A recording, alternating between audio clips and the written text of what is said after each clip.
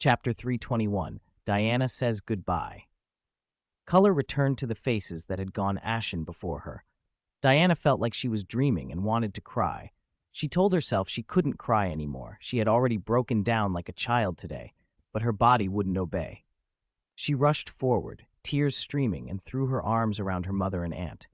Hippolyta's eyes were full of pain as she clutched Diana tight. "My daughter," she sobbed. Antiope patted Diana's trembling back gently. "I am proud of you," she said, the usual stern general's bearing gone. Diana touched her mother's face and then cupped Antiope's head, looking them over as if to prove they were real. Images of everyone dying still haunted her. Some truths you can't really understand until you've lost them. Diana felt she had grown up the instant she'd watched so much be torn away. The price of that lesson had been terrible. And yet she still had hope. Leon had saved them all. She held her mother a long moment, imprinting every face into her memory. Then she turned. The man in casual clothes, his shirt rippling in the sea breeze, stood at the cliff's edge, watching. The others followed her gaze and glared. He had saved Antiope. He had saved the queen. He had saved them all.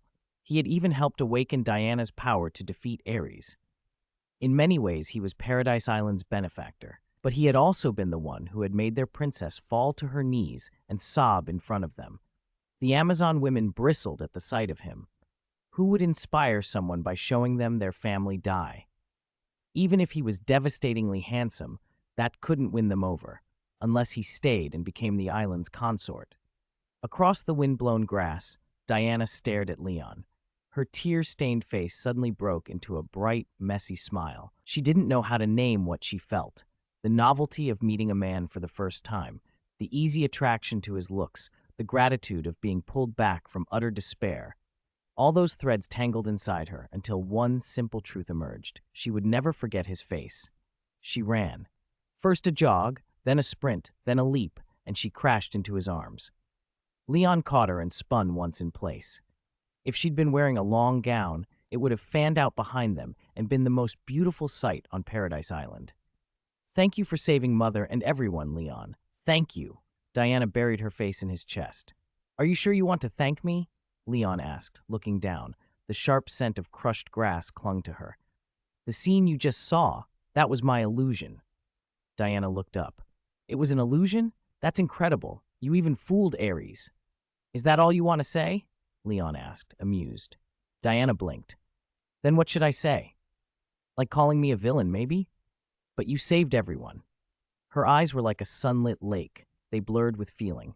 She placed her hands on his broad shoulders and rose onto her toes, following an instinct she didn't fully understand.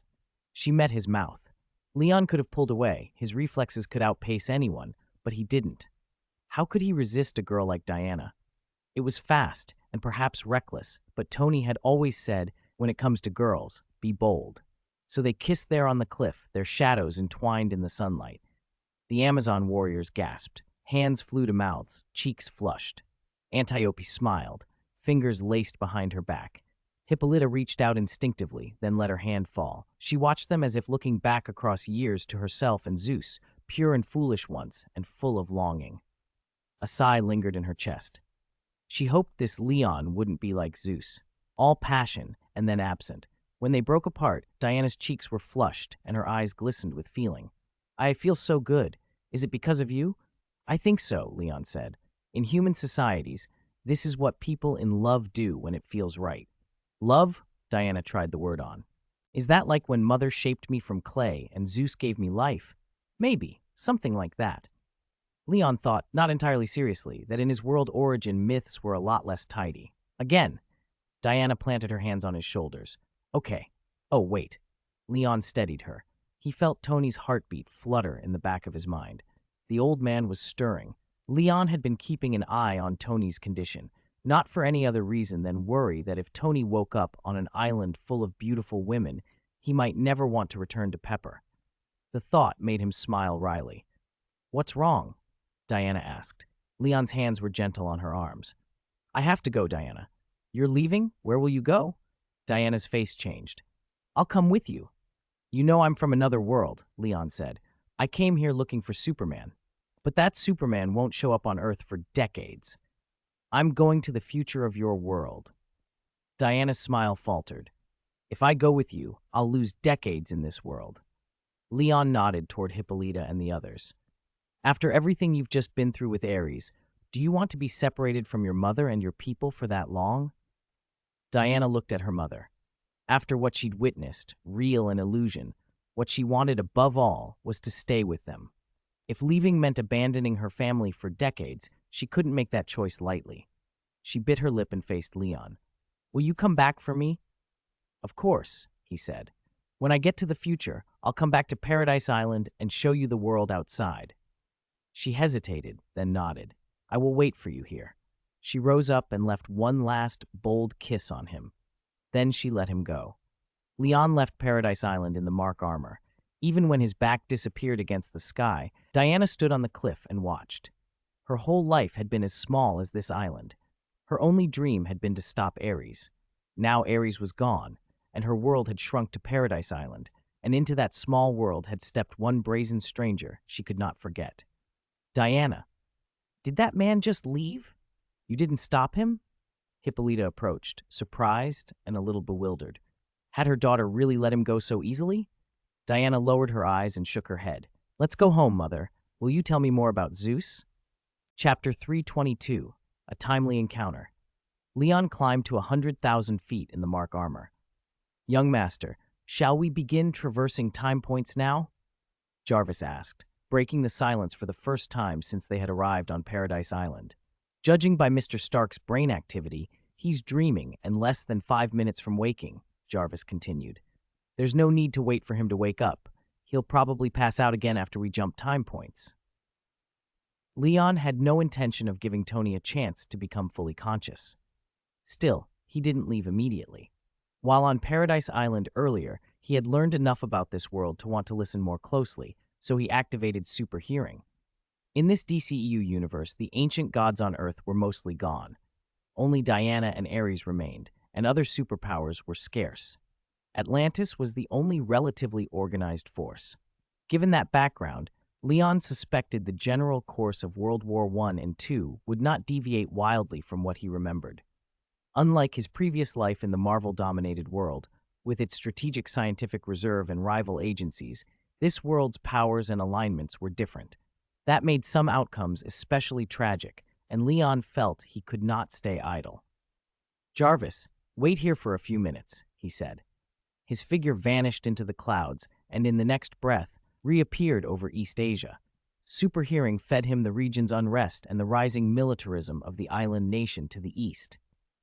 The eastern great power of this world isn't the same as the one I knew, he murmured. But, since I'm here, and this is a timely encounter, I'll lend a hand.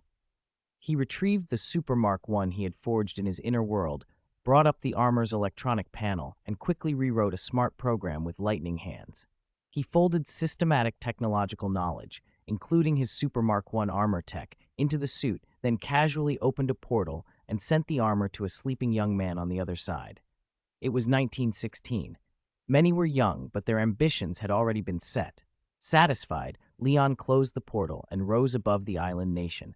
Decades from now, a fat man and a little boy will fall here, he said to himself. They'll wipe out the rampant militarism in this island region. If it's going to be erased anyway, it's as good a time as any for me to act. Floating above the ocean, Leon clenched his fist. There were 2 punches originally, he added wryly. I'm only throwing one. Consider yourselves spared the other. He listened to the invasion plans echoing in his ears, then released a light punch toward the land below. To protect the surrounding sea, he layered a biofield over the area before he struck. The blow was intentionally restrained, yet the consequences were colossal. A wrenching pressure erupted between sky and earth. The air fractured, the land rent open, and the world seemed to cry out. Long, narrow Honshu split from end to end. The continental shelf shattered, underground magma burst up, and seawater rushed in. Outside the biofield, the ocean remained calm. Inside it, calamity reigned. A tsunami hundreds of meters tall blotted out the sky.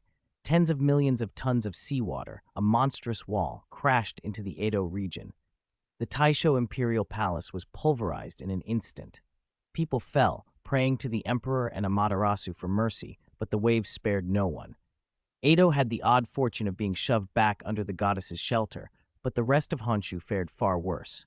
The island tore open along thousand-mile fissures deeper than the East African rift. Roads collapsed into molten rock, sending thousands into the magma.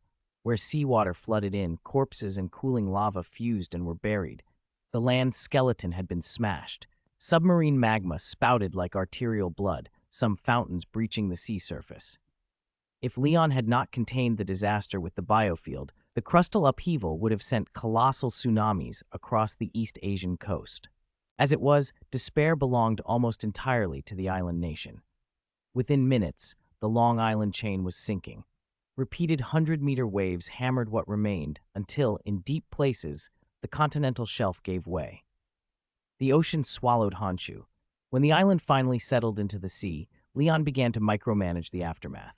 He forced a massive magma eruption and then used his freezing breath to rapidly cool the lava, shaping and solidifying new land. Within minutes, a new island chain rose from the chaos. Barren and raw, it resembled what had been there before. The other three main islands had been scoured by the waves and their continental shelves fractured, but they had not been utterly erased. Leon surveyed the new archipelago with a nod of satisfaction. In a few years, the area would be habitable again. The Eastern power that grew with help from his technology could use it as a forward base. For now, the aggressive path the nation had been taking would be interrupted. When he finished the final cleanup, he flew back to Jarvis. The destruction had begun and ended in the space of minutes, and apart from Leon, no one in the world knew that the sea had been turned over. "My business is concluded. Let's go, Jarvis," he said, placing a hand on the Mark Armor's shoulder. Then he began to traverse. Once Leon had traversed a world, that world's timeline became fixed in his traversal memory. He could skip the searching and jump directly to future points in that world, but to do so he needed another world as a springboard. So he took Tony and leapt back to the Superman and Lois world to prepare.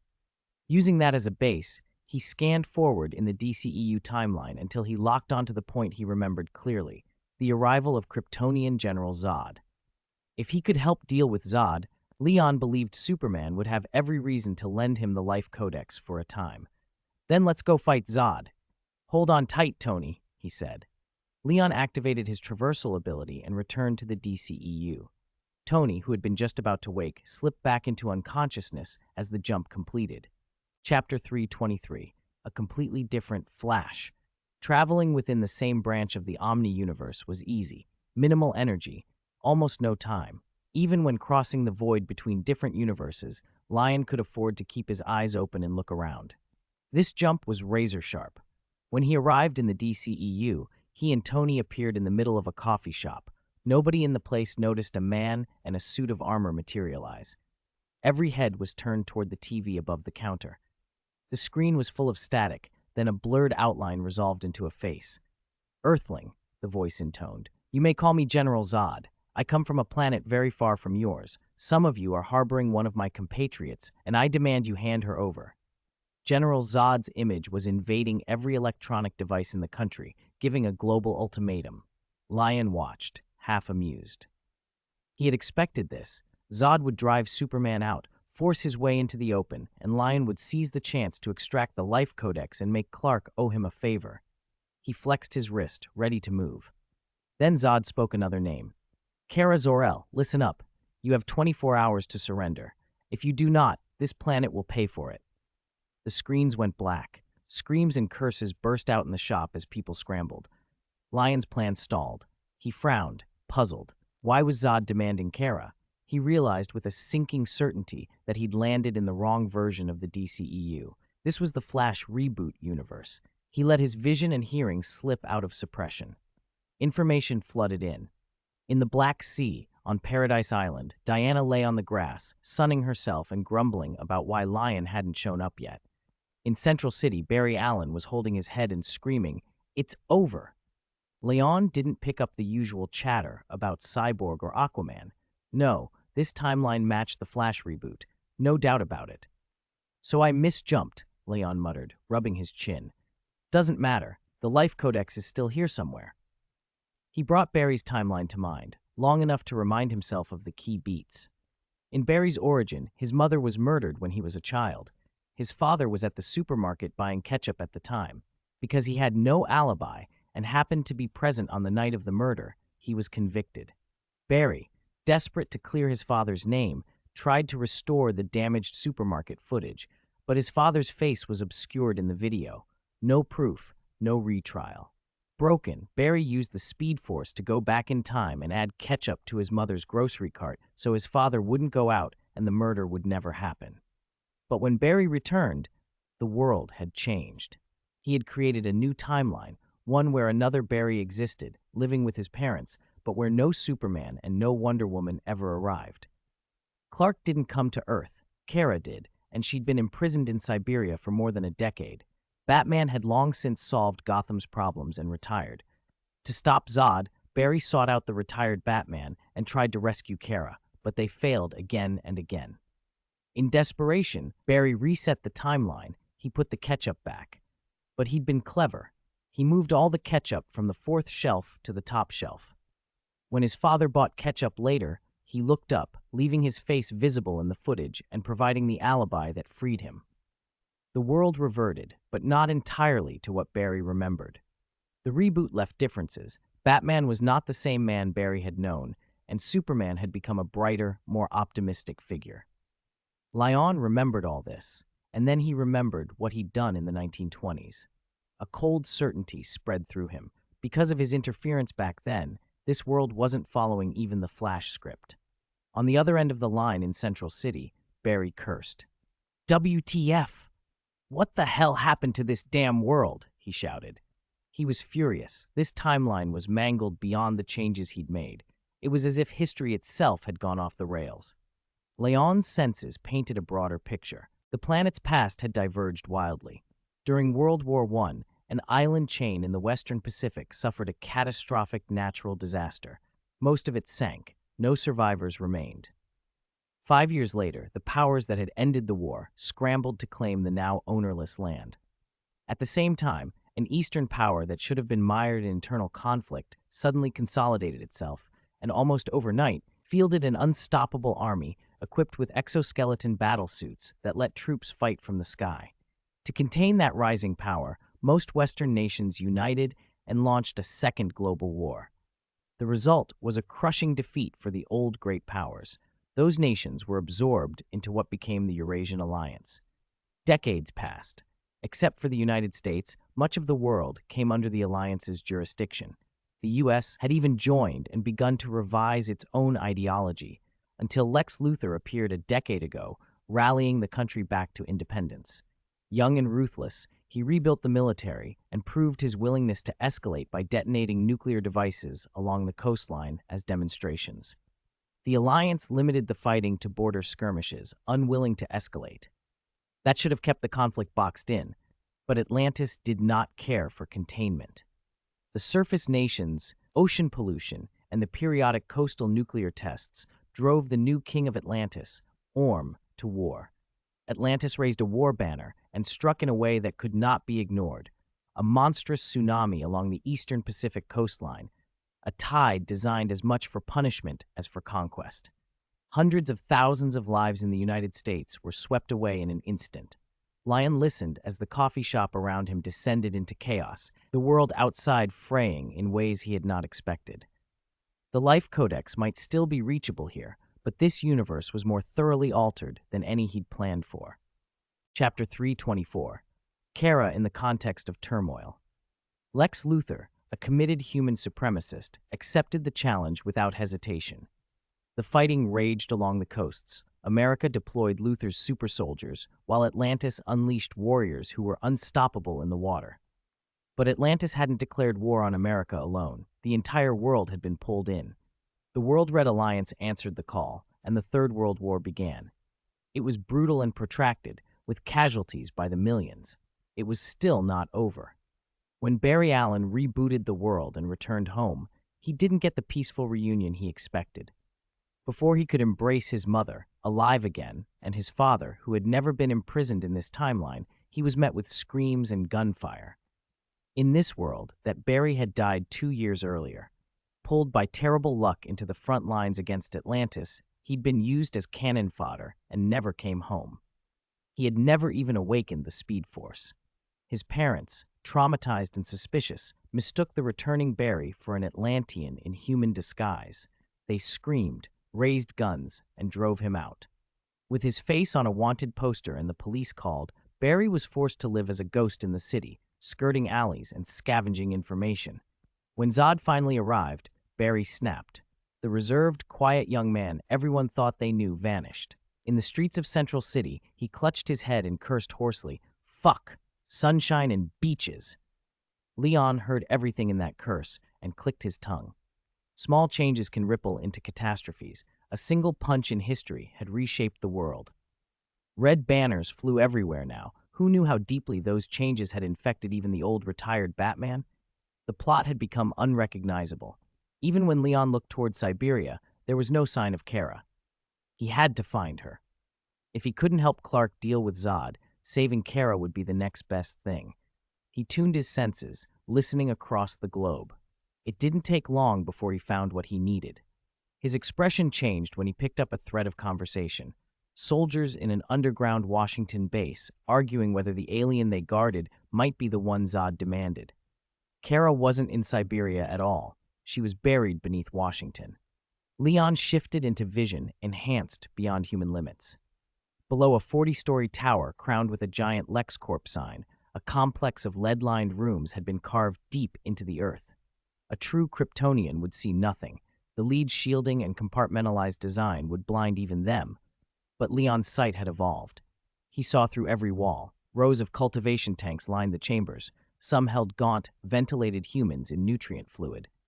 In the innermost, most heavily shielded room, a pale figure lay in a tank, a blonde woman in a simple nightgown, skin drawn tight over bone, her arms marked with healing needle wounds. She was a living skeleton. Devices lining the room bathed the chamber in artificial red sunlight. That had to be Kara. Her body bore no signs of sexual abuse, but she had been used. Luthor's people had discovered her vulnerability and harvested what they could: blood, tissue samples.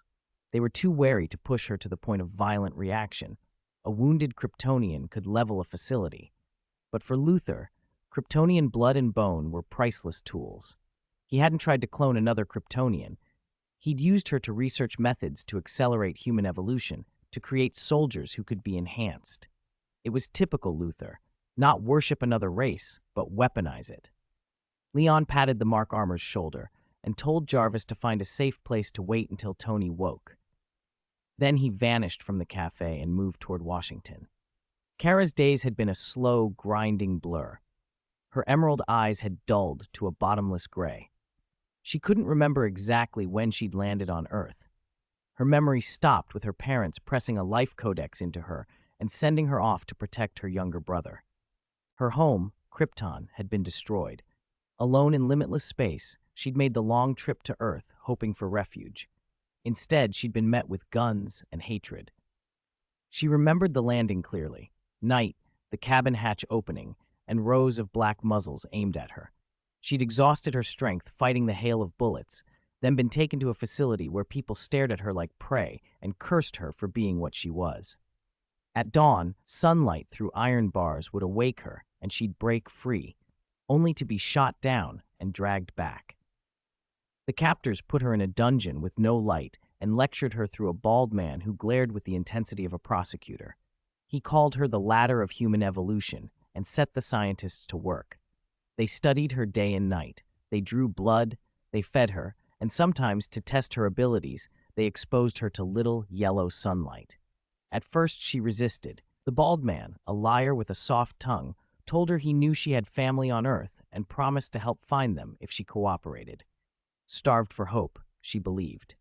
During the experiments, the scientists discovered the weaknesses she'd been taught to conceal. Red sunlight drained her, and lead blocked her abilities. From then on, she lived in a lead-lined room and was bathed in red sunlight, never both at once, never free. The bald man vanished at some point. No one came to explain. She became a blood machine, fed, sampled, cleaned, left to wait. Time stretched like an endless corridor. She had grown from a girl to a woman in that cell. They kept records of nothing but how many times she ate. After 10,000 meals, the numbers stopped changing. Hunger and sedation replaced hope. The nightgown she wore when she first landed still clung to her, once trailing the floor, now barely covering her thighs. She was numb. One meal was like all the others. Kara sat with her back to the heavy lead door, eating with empty motions under the wash of red light. Food had no flavor. She moved like a ghost. Then the room trembled. For a second she thought she had misfelt it.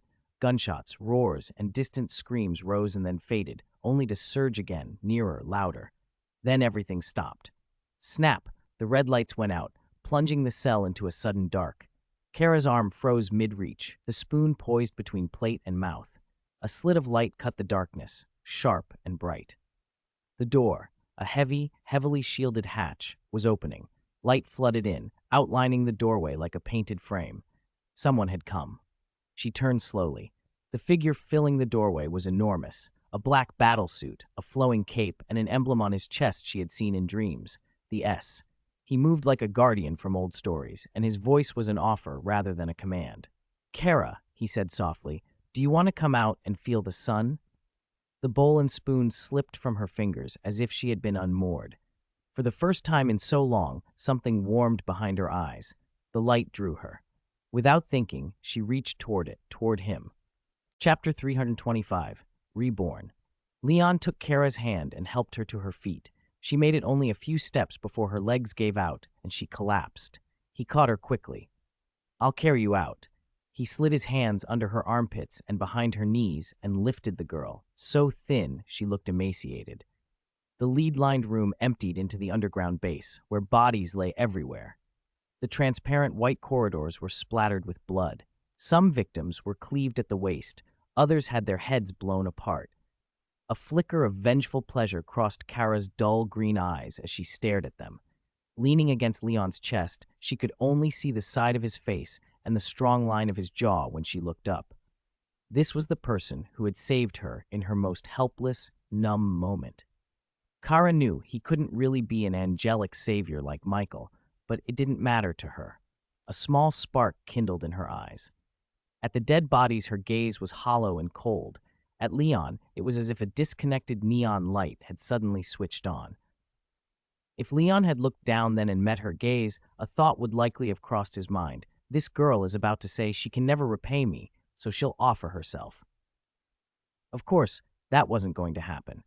Kara had been imprisoned for more than 10 years. Her heart was colder than Luther's scalp. At most, she would remember the kindness in silence. She watched him, his profile, his neck, his chest, and her gaze froze on the emblem stitched into his suit, the S. Earlier, she had imagined it was the same as the savior from her dreams, because she had longed for her cousin, Kal-El, to come and free her. But now, looking at the symbol calmly, she felt no excitement. Instead, she hoped, a little desperately, that the man holding her was not Kal-El. "Are you Kal-El?" Her voice was raw. She hadn't spoken in a long time. It sounded like sandpaper dragging across rough metal.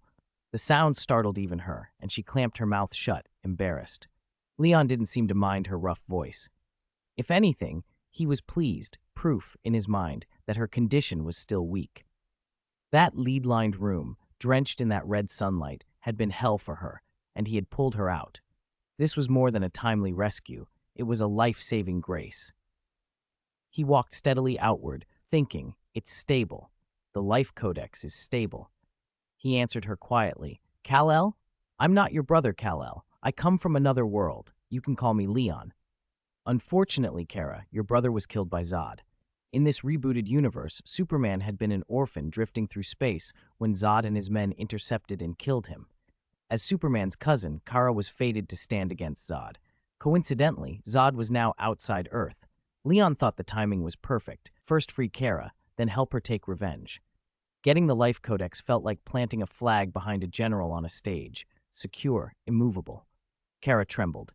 Leon's first words steadied the tense dread that had been tightening her chest. The second half shattered that fragile calm completely. "Kal-El, he's dead?" It was like ice dropping inside her. She felt numb, emotionally frozen. Why would Zod kill Kal-El? How do you know? Though nearly spent, she gripped Leon's shoulder with shaking hands. "I heard. Zod is outside Earth, threatening its people to hand you over." Leon didn't tell her the real truth. He'd actually learned it from a recording, but he kept his words straightforward. His goal is the life codex needed to rebuild Krypton. He thought it was inside your brother and killed him to extract it, Leon went on. But the life codex is actually in you, Kara. This time, he's looking for you. Kara stared, mouth half open, stunned for a long moment before anger ripped through her disbelief.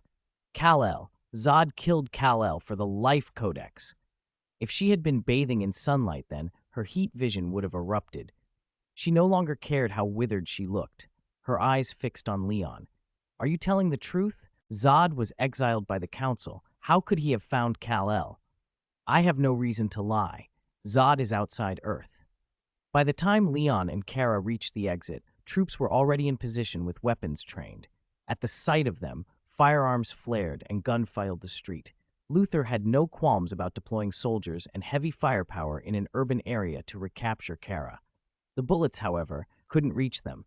Everything stopped at the biofield that hovered a meter around Leon. Then Leon's heat vision swept across the street and the gunfire ceased altogether. Kara stared, astonished. Heat vision? Are you also Kryptonian? I'm an Earthling with a Kryptonian bloodline, Leon said, nodding. He carried her skyward. They broke through the cloud layer in an instant and floated into the stratosphere. Sunlight poured down, and Kara closed her eyes, whispering thanks. Under the blazing sun, her body changed rapidly.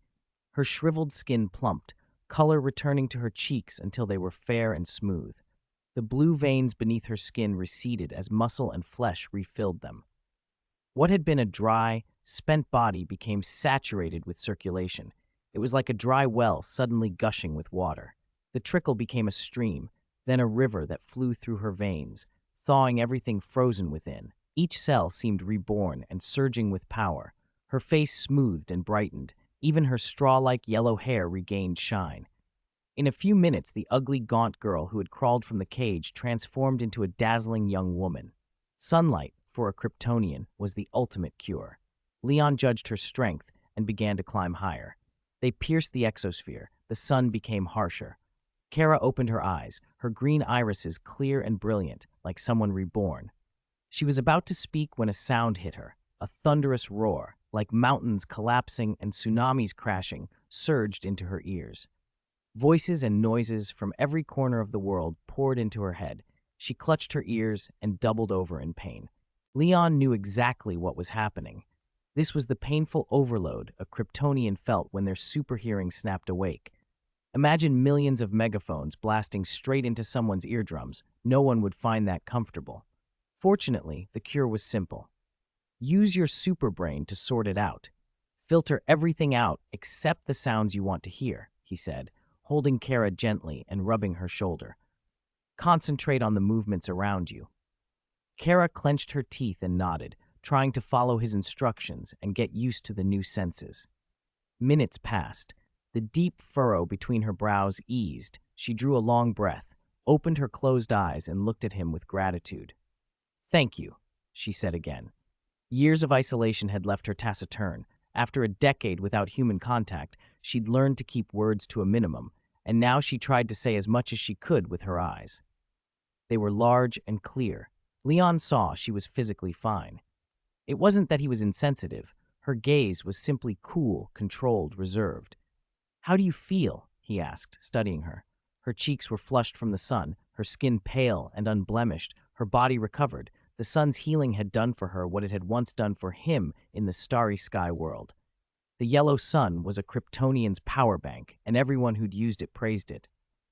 I'm better, Kara said at last. Then she realized she was still in his arms, and her face stiffened. You put me down. Her voice was clipped, something like heat pressed at her chest, but her expression stayed composed.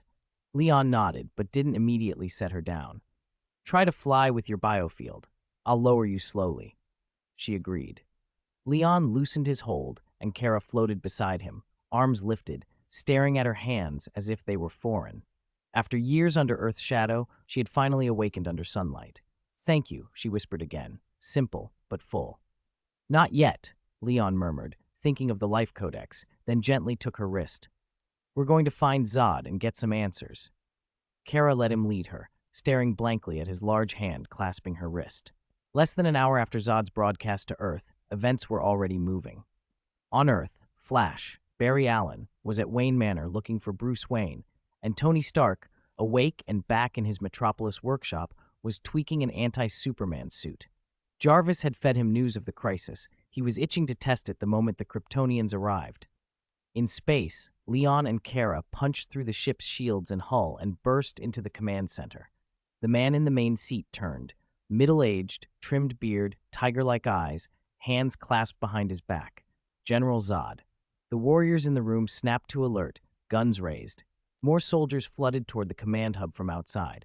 Zod, what did you do to Kal-El? Kara roared. Her lips trembled. She still harbored hope. Zod's eyes narrowed. You are Kara Zor-El. Where is Kal? She demanded, her restraint snapping. Kal-El, the cousin who had been the last family she'd had in this world, was the anchor that had kept her sane through 10 years of imprisonment. At the mere mention of his name, her composure threatened to break. Zod's expression flickered with something almost like regret. We intercepted his escape pod, hoping to retrieve the life codex, he said, but it was not in his body. You killed him? The life codex is encoded in the DNA. He didn't survive the extraction. Zod's voice was flat, but the words were cruelly final. Then he added, colder, we discovered the life codex is within you, Kara. It is the key to Kryptonian rebirth. Your sacrifice would be remembered by all citizens. For Krypton, offer your blood, your life, Kara. He finished as the warrior's energy weapons began to hum with lethal light. Kara snapped. He was only a baby when they sent him away, she screamed. She launched like a cannon, a single blow to Zod's chest, sending him tumbling out through the breached hull and into open space. She pursued, raining blows on him in the vacuum. Two figures, a chase of fists and momentum across the starfield. Inside the ship, the pressure imbalance threw the crew into confusion, but they regrouped quickly. The fighters split. The strongest warriors, Feora among them, would jet out to back Zod directly. Others ran for gunships. Before they could launch, something poured out of Leon like living shadow, a black, liquid-like mass that propagated through the corridors and sealed every cabin. The contagion moved with intent, coating bulkheads and vents. Everyone, the hope of Krypton is probably not with you anymore, Leon said calmly. Only then did the soldiers notice the man who had been standing beside Kara. By the time they could react, the black substance had swallowed them. The black-light clone took over. The dark entity absorbed them, dissecting and integrating dozens of Kryptonian genomes in breaths. Gene after gene was analyzed, assimilated, its understanding leapt by orders of magnitude, 90 times, 100, 116. Not bad, Leon said as he retracted the clone back into his inner world. Dozens of new gene profiles just saved me weeks of work.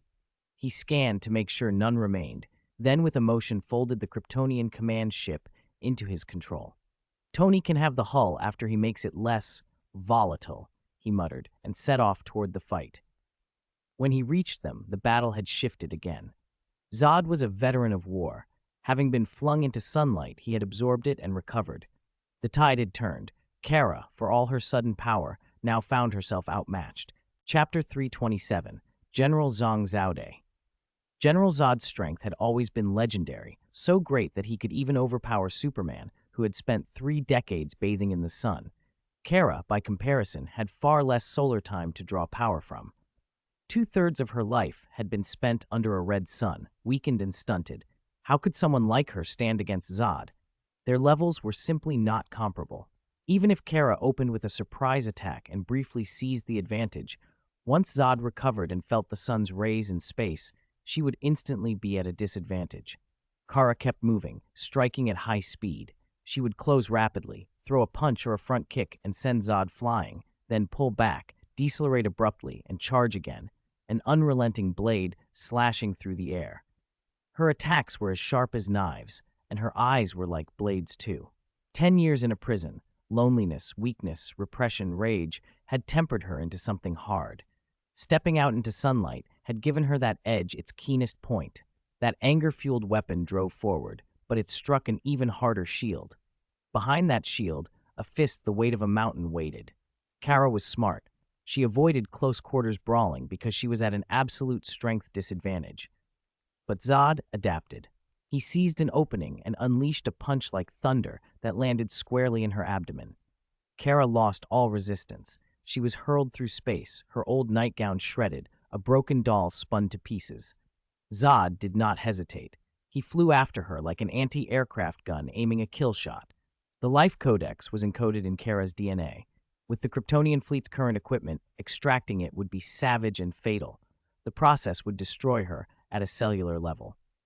There was no reason to hold back. To Zod, there was nobility in sacrificing one life for the survival of Krypton. Only the accidental death of a very young Kal-El had ever brought a twinge of guilt. The blade on Zod's arm armor extended and closed in on Kara. She had been unconscious since that blow, a meteor drifting through the void.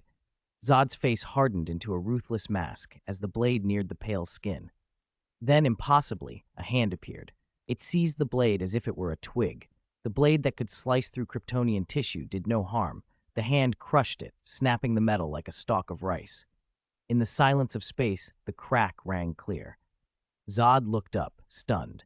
Behind Kara floated a man in armor reminiscent of Kryptonian battlesuits, supporting the unconscious girl with his free hand. The newcomer radiated an aura Zod couldn't approach. A coldness slid down Zod's spine. He had met death enough times in war to recognize the presence of a fatal intent, but he didn't retreat. There was still the fleet, his elite warriors, Feora in command. He could not afford to yield. The stranger clearly had Kara in his sights too, but Kara was the hope for Krypton's rebirth. Zod could not back down. Before Zod could act, the man gripped his wrist, pulled downward, and a bone in Zod's hand shattered, jagged fragments piercing skin. Even the battle armor that encased him spasmed and crushed under that casual grip. Zod barely had time to scream before a blow slammed his temple, and he blacked out. When Kara came to, a great sun filled her vision. "You're awake," a voice said. "You were out a long time. You were weakened by so many years under the red sun, then you erupted into combat and were badly hurt. Even bathing in the sun at close range takes time to mend that kind of damage." She turned her head and saw Leon floating beside her. He had that calm, assessing look, his gaze sweeping across her as if he'd used X-ray vision.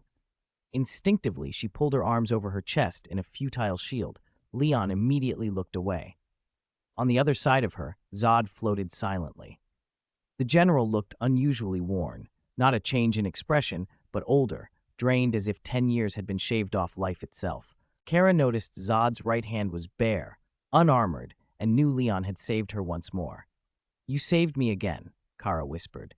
Leon shook his head and pushed Zod gently so the unconscious or semi-conscious man drifted into Kara's line of sight. Under the sun, Zod's wounds had already knitted. He looked whole. Still, he made no attempt to struggle. He seemed to accept what fate had brought him. "Kara!" The word sharpened something in her. Her gaze hardened, and she glared at him. Zod understood that his life now rested in her hands. He looked at Kara intently. "Kara," he said, "everything I did was for Krypton.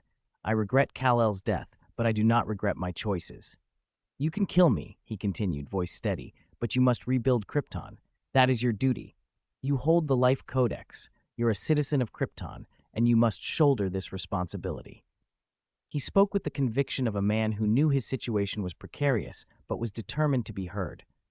Kara said nothing. Despite the fact that Zod had in the past killed the young Kal-El, some of what he said rang true. Kara had been raised among Kryptonians. Krypton was her true home. Rebuilding it was a wish she shared. But hearing it from her enemy made her recoil inwardly. Her world had been honed into black and white by years of hardship. Good and bad were separate, and no amount of righteous-sounding words could erase the stain of Zod's actions. Disgust slid across her face. Zod read that look. He gave a bitter, small smile. Who would have thought the last hope of Krypton would rest in the hands of such a young woman? He shook his head. "Remember," he said quietly, "you must rebuild Krypton." As his words died away, he moved. The blade on his left arm, still hidden beneath his armor, shot out. Leon reacted instantly, preparing to intercept. But after a heartbeat, after he judged the angle and the way Zod's arm was applying force, Leon halted his motion, pulling back and waiting. Chapter 328, Borrowing the Life Codex. When the blade came down, Kara reacted on instinct and grabbed Zod's arm to stop it. The force she'd expected never came. The knife felt as light as a feather in her hands, and she easily pushed it aside. Under Kara's strength, Zod's arm buckled. The blade changed direction and sank through his eye into his brain. No Kryptonian could survive that. Zod froze with wide, unseeing eyes, and in an instant he was gone. Kara stood rooted, her hands still on his arm, a hollow shock spreading through her chest. His last words rang in her ears. "You must rebuild the Kryptonians." How much had Kryptonian identity meant to him? Even a war criminal, the man who had killed Carl, would sacrifice himself for that dream, sacrifice himself to erase her hatred and ensure she would carry that mission forward. Kara pushed the body away and watched it drift toward the sun, vaporizing in the heat. The resistance that had knotted inside her suddenly eased. Even someone evil, defined by atrocities, could still give themselves for a beautiful, terrible dream. Here. Leon floated up beside her and handed over a one-piece battlesuit. Zod's remains were left to burn. The black light clone had already harvested his genetic material. Kara took the black suit, its cut and sheen the same as the armor worn by soldiers on the Kryptonian warship. "You found this on the ship? I brought it back for you." Leon turned away to give her privacy. Kara slipped out of her nightgown and into the suit. It clung, flexible and protective, accentuating her figure and transforming her from the gaunt captive she had been into someone with a warrior's presence. Leon glanced back and smiled. "You look good. Really beautiful." She accepted the compliment with a small, almost uncertain smile. "What now? Do you think I should stay on Earth? Should I go after the man who imprisoned me first?" Leon cocked his head. "The one who held you. Bald man. His name is Lex Luthor. He's the president now. If you want to find him, you'll need to be precise and quick. As for Earthlings, there's good and bad among them. I'm from another universe myself." Kara blinked. "You're not from this Earth?" "No." Leon's tone was casual. "I'm from elsewhere. I came looking for something." What are you looking for?" "The Life Codex." Leon didn't bother to hide his purpose. Kara froze. "You want the Life Codex too? Is that why you saved me?" "You could say that," Leon admitted, "but I would have saved you even if the Codex hadn't been involved."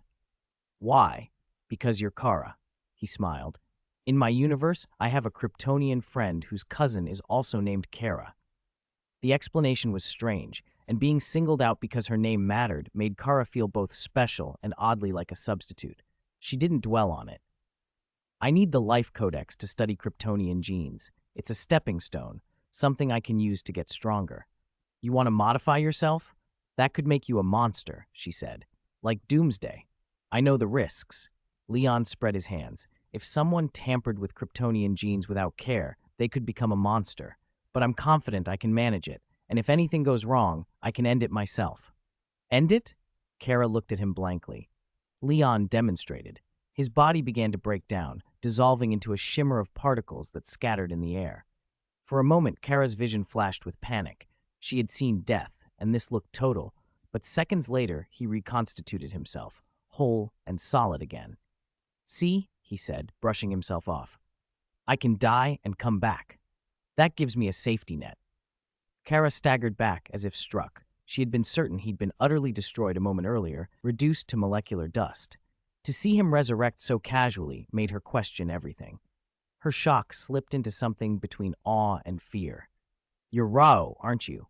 The thought pushed out of her without warning. If he nodded and claimed to be a Kryptonian god, she would have believed him. Leon laughed softly. There was something almost ridiculous about Kara's stunned face, usually so controlled, and that expression made him smile.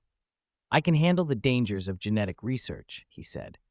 "I won't lie. When I extract the Life Codex, I'll do it as gently as possible. I won't harm your cells. I only need to borrow it for a while. Afterward, you'll have it back, and you can use it to rebuild the Kryptonians. I can even help." He was not exaggerating. Among the Blood-Sea clone's abilities was a knack for creating life. Once he fully understood Kryptonian genetics, producing a Kryptonian like Superman could be within reach. Kara hesitated.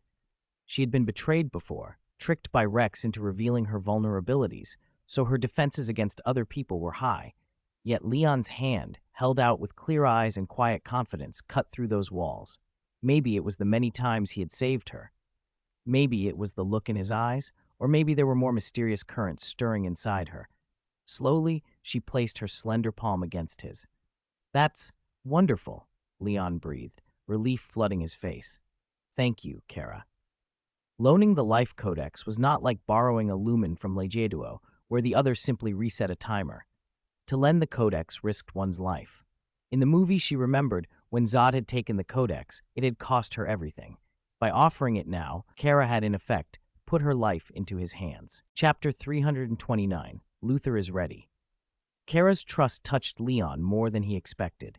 He told himself he'd made the right choice rescuing her from the lead room and then helping her get revenge. A string of life-saving favors had already eroded most of her defenses. At one point, he had even imagined she might refuse. After all, the Life Codex was that important. For Kryptonians, it was the hope of rebuilding a race. For a mad scientist, it was a trophy with which to dominate the world. For Kara, it was literally a choice about her life. If he were in her place, Leon thought he wouldn't have lent it out either. Even Superman, with all his compassion, might hesitate. In that sense, arriving in the Flash's world had been luckier than showing up in the Man of Steel's. Thanks alone aren't enough. Kara squeezed his hand hard and suddenly changed her tone. You have other conditions? Leon raised an eyebrow. Other conditions? Yes. Since you're going to take the Life Codex back to your world to study it, I'm coming with you. If you try to use it like Lex Luthor, I'll stop you. She didn't meet his eyes. Her expression was calm. Oh, I see, Leon said, studying her. Then he teased, translating his thought as if to himself. Are you saying you dislike this Earth? You don't know where to go in the universe, and you only know me in the whole world, so you can only follow me? Kara's placid, lake-like face cracked. Her eyes widened, and the fingers around his hand suddenly tightened so hard he could have left a print on metal. No, that's not it, she said after a long silence. Her tone stayed even, but Leon saw the delicate cartilage of her ear flush pink. All right, then let's go back to Earth and find Lex first. Leon decided Kara was not only stoic, but had a streak of tsundere about her. He pictured a pie chart in his head, 80% emotionless, the rest split between tsundere and cute. Kara didn't see what he imagined. She nodded, then shook her hair forward to hide her heated ears, because his look had been a little too obvious. It made her fingers tremble even as she kept her face straight. Let's go. She launched herself toward Earth, sullenness in her movement, but Leon caught her arm. I'll take you. We're near the sun, over 100 million kilometers from Earth. You're still going a little slow. After you've sunbathed a bit more, you can fly by yourself. He wove a biofield around the two of them and rode the sunlight back to Earth. Kara was trusting enough to lend him the Codex. He returned the favor. The first thing he did upon arriving was find Lex Luthor. In this world, Luthor had once been a handsome young man with a thick head of hair. After becoming president, he shaved it all off. Now his bald, shiny forehead was the forehead of a man constantly scheming on the global stage. He sat in his presidential chair, as if in a private office, looking almost bored by the news that Kryptonians were hastily gathering outside Earth. His hands rested on the desk, and a cynical smile played at his lips. He looked less like a head of state and more like a brilliant, dangerous heir who enjoyed chess with the fate of nations. Leon's gaze swept the room and caught hundreds of concealed red lamps. Those were Luthor's trump cards. The moment a Kryptonian breached the room, red sunlight would wash over them and strip away their powers. Luthor, who understood Kryptonian physiology inside out, was not afraid of human-shaped missiles. He had even planned ways to use invading Kryptonians to destroy other threats, the Red Alliance and Atlantis among them. As a strategist in a world of superhumans, his confidence bordered on madness. But no matter how confident he was, even Luthor couldn't plan for every deus ex machina.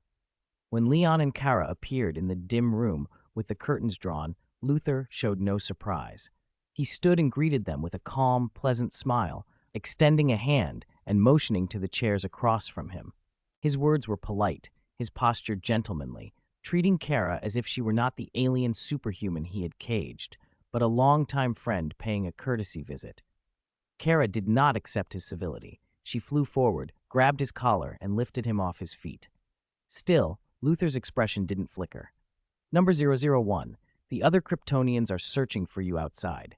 Go back to your room. Only there can I protect you, he said. Number 001 was the designation the researchers had given her. Originally 1, then 01, it had been written up as 001 as more test subjects were added. Luther arched his eyebrows as he spoke, his tone soft and condescending, as if explaining something benevolent to a child. I'm doing this for your own good. You're young and you don't understand. You'll forgive me.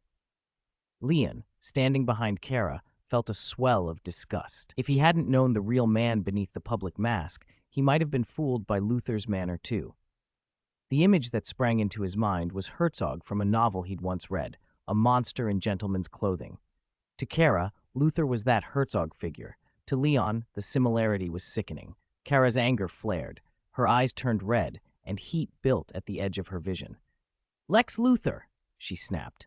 Do you think a despicable liar and schemer can make me forgive you with a few false words and some feigned kindness?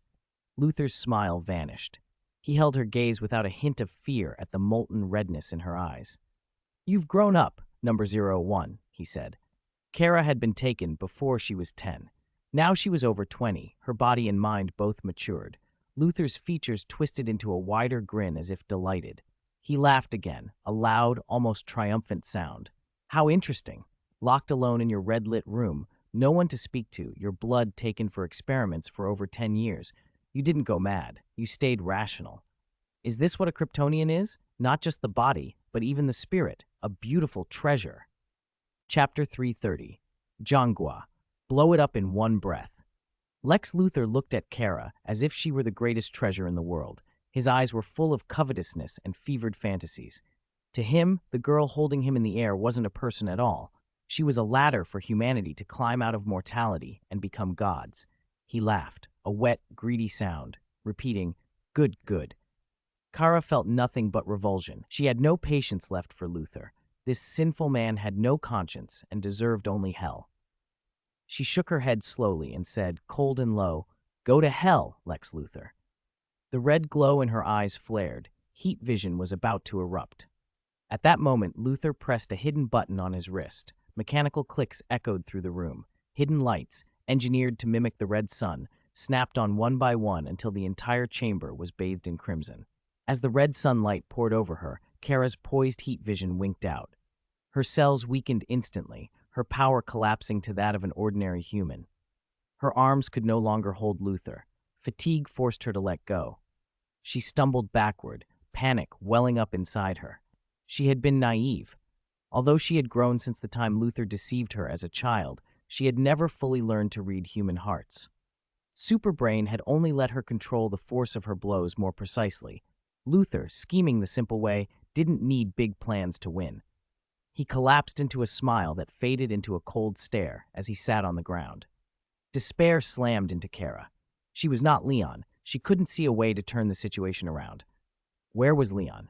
She had come with him to exact revenge. Was she now dragging him into this trap? She turned. Leon stood a short distance behind her, looking at Luthor with disgust. When he saw her look, he said, "Looks like you need a little help." Kara's heart lurched. Could Leon still have a way? Before she could react, he grabbed her and pulled her behind him. Then he inhaled and released a single, massive exhale. It wasn't wind. It felt like a storm ripped from the heart of the cosmos, sweeping up everything in the room. The red sun lights shattered. The walls peeled away, ripped apart, and carried aloft by the gale. As the lights went out, power began to return to Kara. The blast, however, had been so violent she could barely open her eyes. When the chaos settled, Leon sighed, oddly content. Deep breaths really do help calm you down. I feel much better. Kara pushed her head around to look. The White House that had stood here was now a ruin. 3 layers of turf had been stripped from the ground by the hurricane. And Lex Luthor, Leon had handled him.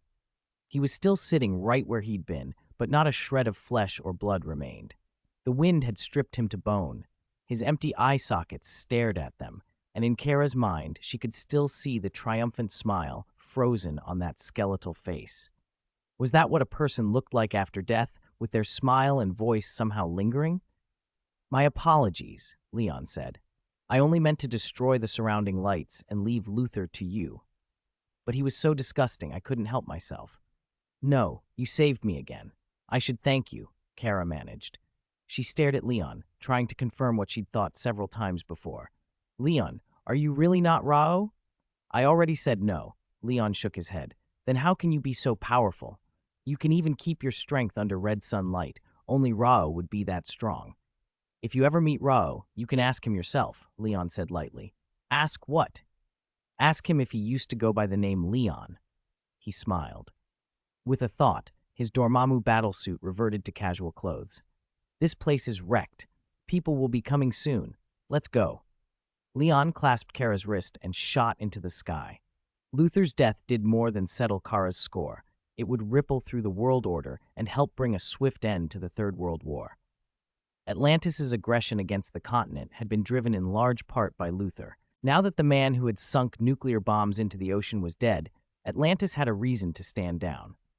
The ocean warriors were formidable, but the Red League's vast production of iron armor, built on resources that practically mobilized the whole planet, was no minor force.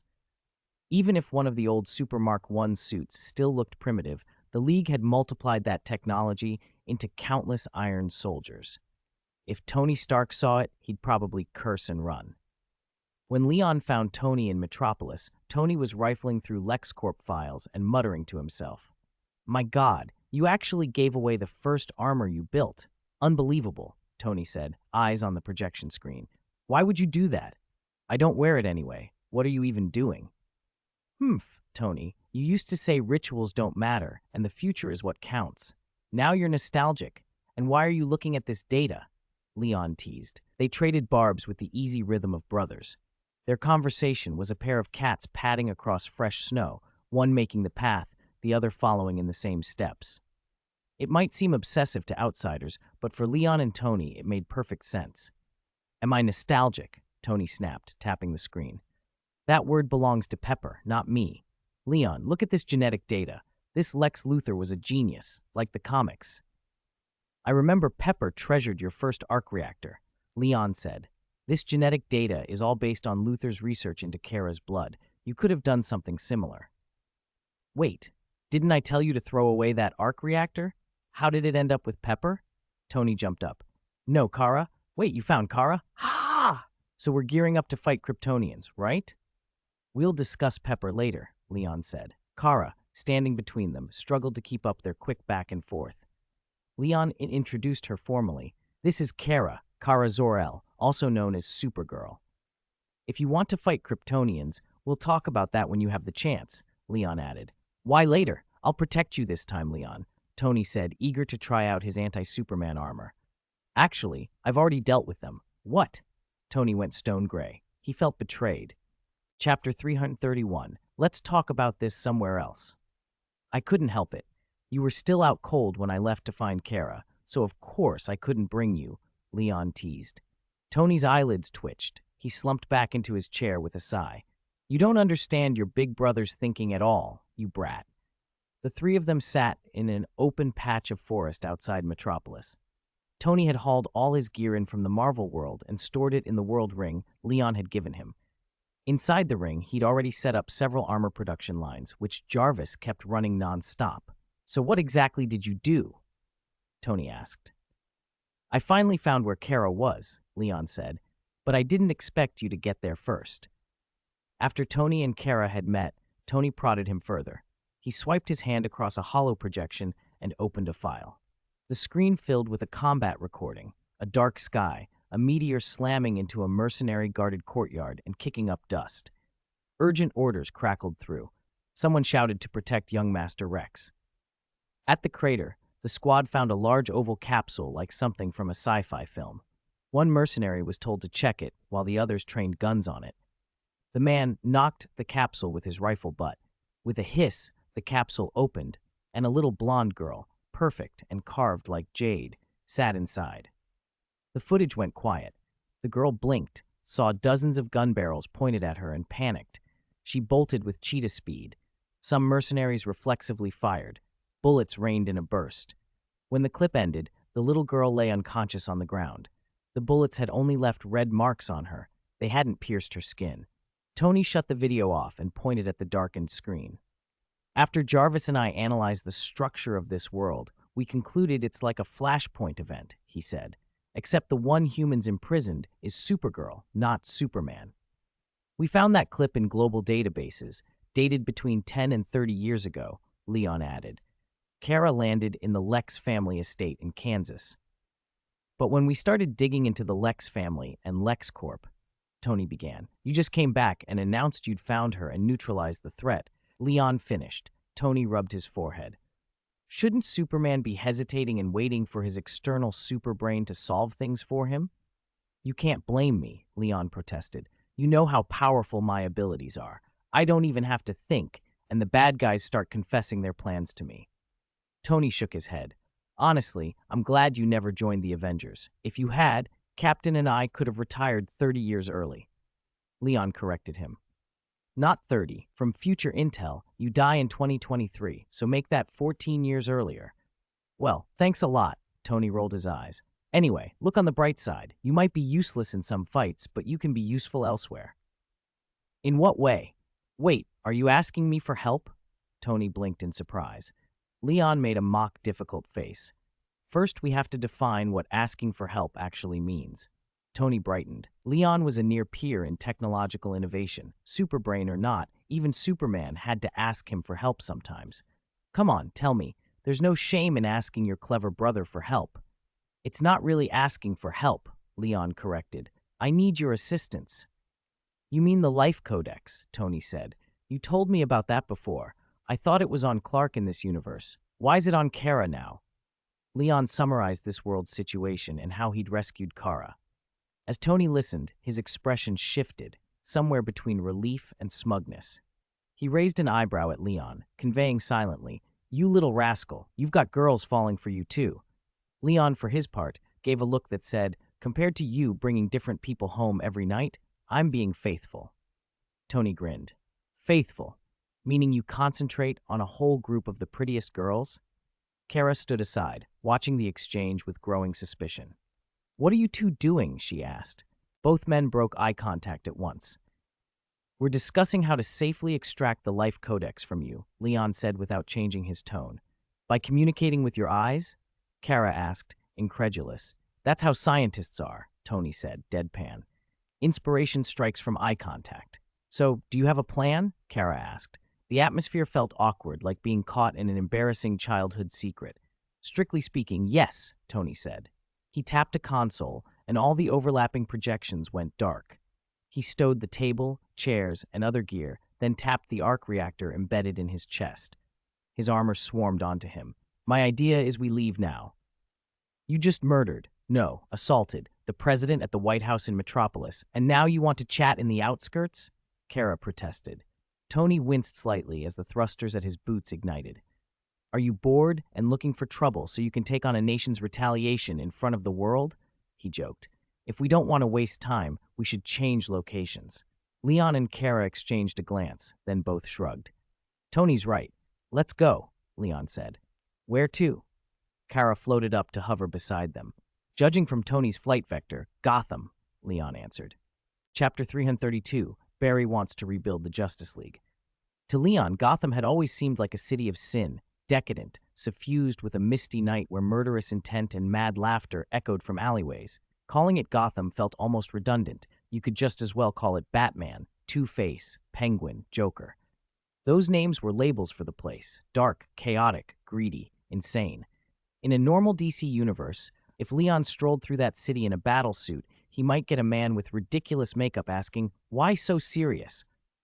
Or a Batmobile might skid up, and the Dark Knight would step out and ask, "Do you bleed?"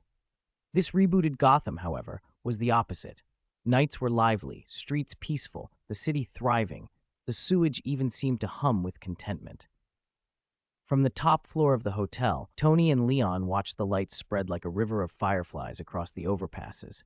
3 days here, and I still can't believe this is Gotham, Tony muttered. Tony sounded a touch deflated. And the Batman? He's Michael Keaton's Batman. No-kill rule. Leon smirked. Keaton's Batman, from the 1989 films, already existed in this crossover. Tony had watched them before arriving. What's strange about that? With the Flash around, anything's possible. Leon reminded him, you wanted to use Gotham's chaos to hide our tracks. It's not chaotic, but no one's found us. The goal's been achieved. 3 days passed. The Kryptonian out in space had vanished. People on Earth were panicked for a while, but with the threat gone, life slipped back to normal. America had opened peace talks with Atlantis after Lex Luthor's death, and governments were searching for Luthor's killer, using the hunt as deflection, though the manhunt lacked real intensity. Leon, Tony, and Kara lay low in Gotham and weren't suspected. The research into extracting the life codex from Kara progressed steadily, cautiously, no harm to her allowed. Tony, however, was bored. "I wanted to meet Batman," Tony said suddenly, looking at the bright city below. "I plan to catch villains, Joker, Killer Croc, toss them at Bruce Wayne, and tell him his no-kill rule is a joke, that he's just another lunatic coddling criminals." He smiled. "But the Batman here is Keaton's. He kills. All the usual villains are gone." Leon hadn't expected Tony's idle grandstanding in the middle of an extraction project. "Use the time to work on the Life Codex extraction," he said. "Come on, Tony, get a flash of inspiration and solve the problem." Tony puffed. "Inspiration still needs a foundation. Your super brain should think of a solution." Reed would have built something overnight. He just scratches his head and completes it. You need to frown and wait for lightning. "They're different universes," Leon shot back. "And Reed's not here." They went on like that for a while, comic comparisons, banter, until a knock interrupted them. Kara opened the door and announced, "Someone's here. They say they're Batman and Flash." Later, in the suite's living room, the clock ticked as Leon, Tony, and Kara sat opposite two visitors. One was an older man with white hair who still moved with energy. He had one hand on the back of the leather sofa, a little casual, a little unkempt. His gaze seemed unfocused but alert, like a veteran who could spring into action at any provocation. The other was a younger, reserved man, Barry Allen. He sat with his hands together, back slightly hunched, flashing an awkward, eager smile from time to time. Leon broke the silence. "So why are you here?" Barry launched into a staccato explanation, relief making him talk faster than usual. "Okay, so we came to deal with the Kryptonian, Bruce in his Batcave. This is Bruce Wayne. He's Batman." He laughed, then kept going as if the words could catch up with his thoughts. "We've got Bruce's super brain in the Batcave. We hacked into several networks and found you killed Luthor." He waved his hands frantically. Of course, we won't turn you in. That's not why we're here. We're here to rebuild the Justice League with you and fight the Kryptonian together." "Rebuild the Justice League?" Leon and Tony exchanged a look. Barry pointed energetically. "I came from the future. I know a lot. This is important. I used the Speed Force to run back in time to save my mother, and when I did, the world changed." He jabbed a finger at Leon. "I know you're Clark Kent, Kal-El, you're Superman." Then he pointed at Kara and Tony. "You're Wonder Woman and Cyborg, Diana and Victor." The three of them instantly recoiled, not sure whether to laugh or be alarmed at Barry's certainty. Barry pressed on, fists clenched, eyes bright. "We have to unite to fight the Kryptonian, or they'll destroy Earth. Also, Bruce won't target you this time, Clark. You won't die, so Steppenwolf won't come to Earth either. It'll keep the world peaceful forever." He took a breath, then added, almost apologetically, "I know things look different, appearances changed, but we can avoid a lot of tragedies if we join up." Leon listened, thoughtful. Barry's enthusiasm was contagious, if misdirected, but factually off. "Your plan makes sense, Barry," Leon said slowly. "But the Kryptonian you're talking about has already been dealt with by me and Kara. And my name isn't Clark. Clark Kent is already dead." Barry's face went blank for the briefest instant, confusion widening his eyes. Chapter 333, Extraction of the Code of Life. When Barry Allen stepped out of the hotel, the cold night wind hit him like a slap. He still hadn't recovered. His mind felt mashed, as if someone had run it through a juicer. He walked forward on autopilot, repeating fragments aloud. Clark's cousin, Superman from another universe, Iron Man from Marvel. Wonder Woman's still on the island. Cyborg's just a football player. Aquaman hasn't appeared yet. Batman's an old man, and Superman is dead. What have I done? He muttered under the dim streetlights, lost and raw. Watching him, Bruce Wayne felt a flare of memory. This boy's helplessness reminded him of himself decades ago, the night his parents were taken in a Gotham alley. Bruce kept his hands in his pockets and studied Barry for a long moment before asking quietly, "In your future, am I still Batman?" Barry's muttering stopped. He nodded, dazed. He'd asked this question of Bruce at Wayne Manor more than once. Before, Bruce had seemed indifferent. Now, in the streetlight's glow, Bruce's voice was softer.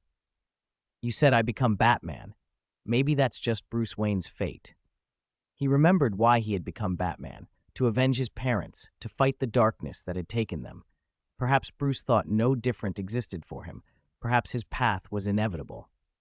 Barry, you traveled through time to save your mother, so your parents are still alive, right? Bruce asked casually. Barry blinked, surprised by the question, but answered truthfully. They're alive. That day Mom asked Dad to go to the store for ketchup. Someone broke in and killed her. Dad came back too late and was suspected. I wanted to change that. Bruce cut him off. He didn't care about impulsive motives. I didn't ask why you changed the past. He slid into a different tone. It's settled that your changes have altered the world. Whatever else has happened, go home and find your parents first. Don't let all this mean nothing. He opened the door to his Lamborghini and got in. Cherish your family. You know how hard that is to keep. He was about to drive off when Barry followed and climbed into the passenger seat, looking small and defeated. Actually, I can't go back, Barry said, lowering his head. The me from this timeline is gone. When I returned, everyone thought I was an Atlantean in disguise. Hearing that pulled at something in Bruce. He stared at Barry for a beat, then spoke with an edge of command. Tell them the truth. Tell them who you are and what you've sacrificed. But, no buts. Bruce's tone hardened. The fighting with Atlantis has stopped. The immediate threats are receding. Go home. Explain. Sit at their table and have dinner tomorrow. Get out of the car now. Barry was forced out of the car. Bruce's final words followed him as the engine roared. Don't come looking for me unless it's important. And then Bruce was gone. The one person Barry had felt might understand had gone back to his solitude. Everyone had a home, Bruce included, though both of them were alone in different ways. Barry had nowhere else to go, so he swallowed the humiliation and followed Bruce's advice. The Kryptonian menace had dissipated, and the specter of a third world war was beginning to ebb. Under the streetlight, Barry clenched and unclenched his fists, then made a decision. Batman's right. I've already caused so much. I can't change everything by sitting still. I'm going home. He tapped into the Speed Force and vanished from Gotham like a streak of lightning. On the top floor of the hotel, Leon and Tony watched Bruce and Barry streak off into the night. Good thing our universe doesn't have anything like the Speed Force, Tony muttered. That kind of power to reset the world, too dangerous. He thought for a moment. Fastest person in our world is probably Quicksilver, but he can't break light speed. There's no way he could reset reality like that. Leon smiled wryly. Marvel doesn't have the Speed Force, sure, but we have Infinity Stones. Wanda's chaos magic can rewrite reality just as easily. Neither universe has room to look down on the other. Both are walking disasters. Tony shrugged. Stop worrying. Barry should be able to explain things to his parents. The world's quiet for now. We need to finish the extraction equipment. A few days later, the Life Codex extraction apparatus was ready. Kara lay on an operating table that was firm but slightly yielding, a design to keep her comfortable during the procedure. Leon and Tony suited up in white protective suits, and Jarvis stood ready. A cabinet-like console sat beside the table, and several articulated mechanical arms unfolded from it. At the end of each arm were instruments that emitted narrow scanning beams. They weren't lights so much as precision scanners. Jarvis has calculated the extraction force for each cell, Tony said. We can begin.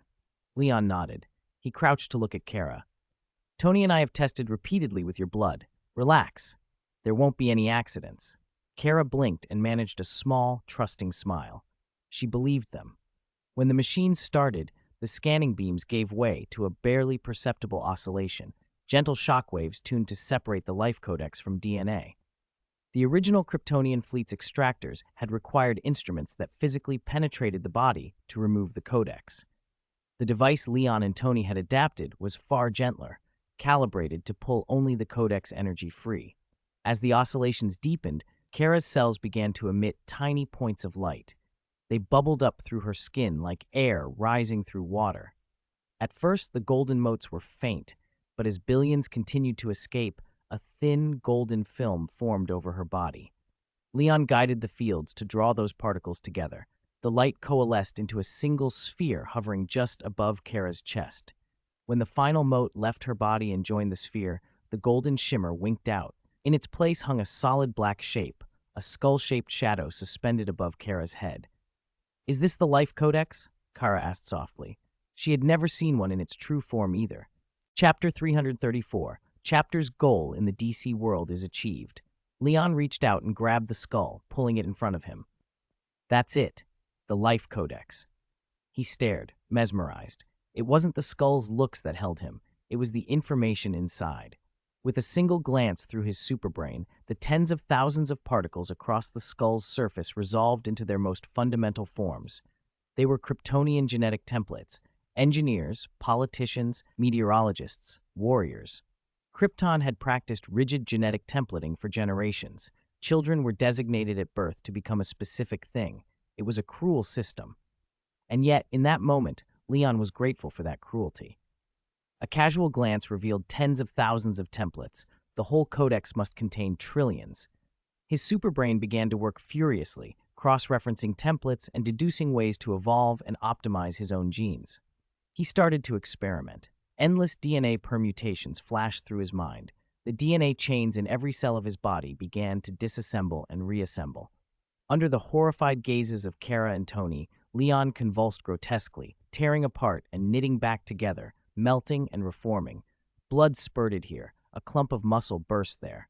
He looked possessed, like a monstrous fusion of Cthulhu and Loki, showing clear signs of mutation. Fuck, fuck, fuck! Leon, what are you doing? Stop it. Stop it now. Tony's scalp prickled. His voice was edged with panic. For an instant, he felt he was listening to his brother's last words, begging him to look after Pepper. Kara threw herself off the operating table, eyes wide. She hadn't felt pain during the codex extraction, quite the opposite. The shockwaves had vibrated through her body like countless hands massaging her cells. Now, after the operation, she still felt a tingling all over. Leon had said he hadn't been injured during the procedure, so why was he like this? Could the codex be corrupted? Her pupils narrowed. Her superbrain instinctively turned to Tony. He was the best external mind she could rely on. Can you help him? His genes are collapsing. Kara's voice was urgent. Beads of cold sweat appeared on Tony's forehead. Let me think. Calm down. Is this fatal? He remembered how Leon had resurrected before, and although that thought eased him slightly, he still felt his heart racing, like Batman driving a Lambo straight to 300 miles an hour. Leon's flesh tore and reformed endlessly. Kara's heart clenched. Her own decade of imprisonment suddenly felt like a blessing compared to this. More than 10 minutes passed.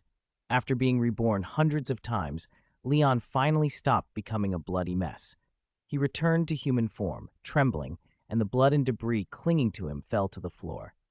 Because of the self-gene locking ability Leon carried from the biohazard world, any blood or tissue leaving his body lost the genetic information he didn't want to leak. His genes couldn't be stolen. While Tony and Kara still looked shaken, Leon wore a smile, wide and impossible to suppress. 1001. By adjusting his genes using the racial templates in the Life Codex, after trillions of deductions and hundreds of experiments, his genetic level had ticked from 1000 to 1001. If he kept improving at this pace, perfection felt within reach. "Aha, Tony, I did it!" Leon laughed, pure exhilaration. The mission in the DC universe had succeeded, and the result exceeded his expectations. If the place weren't plastered in blood, he might have taken Kara's hand and, like some movie hero, proposed an elegant duet to celebrate. "You little bastard. What do you mean you did it?" Tony was beyond relieved. He was furious. He pointed at Leon, panting. "For a moment there, I thought you were actually going to die." Leon looked at Tony, exhausted humility and exhilaration mingling on his face, and then at Kara, whose expression was all worry. He knew this time's experiment had been reckless. "I've found the path to keep getting stronger, Tony. The Life Codex is as important as I thought." He didn't apologize. He tapped his chest. "You know I can regenerate constantly. What happened just now was just wear and tear. Don't worry."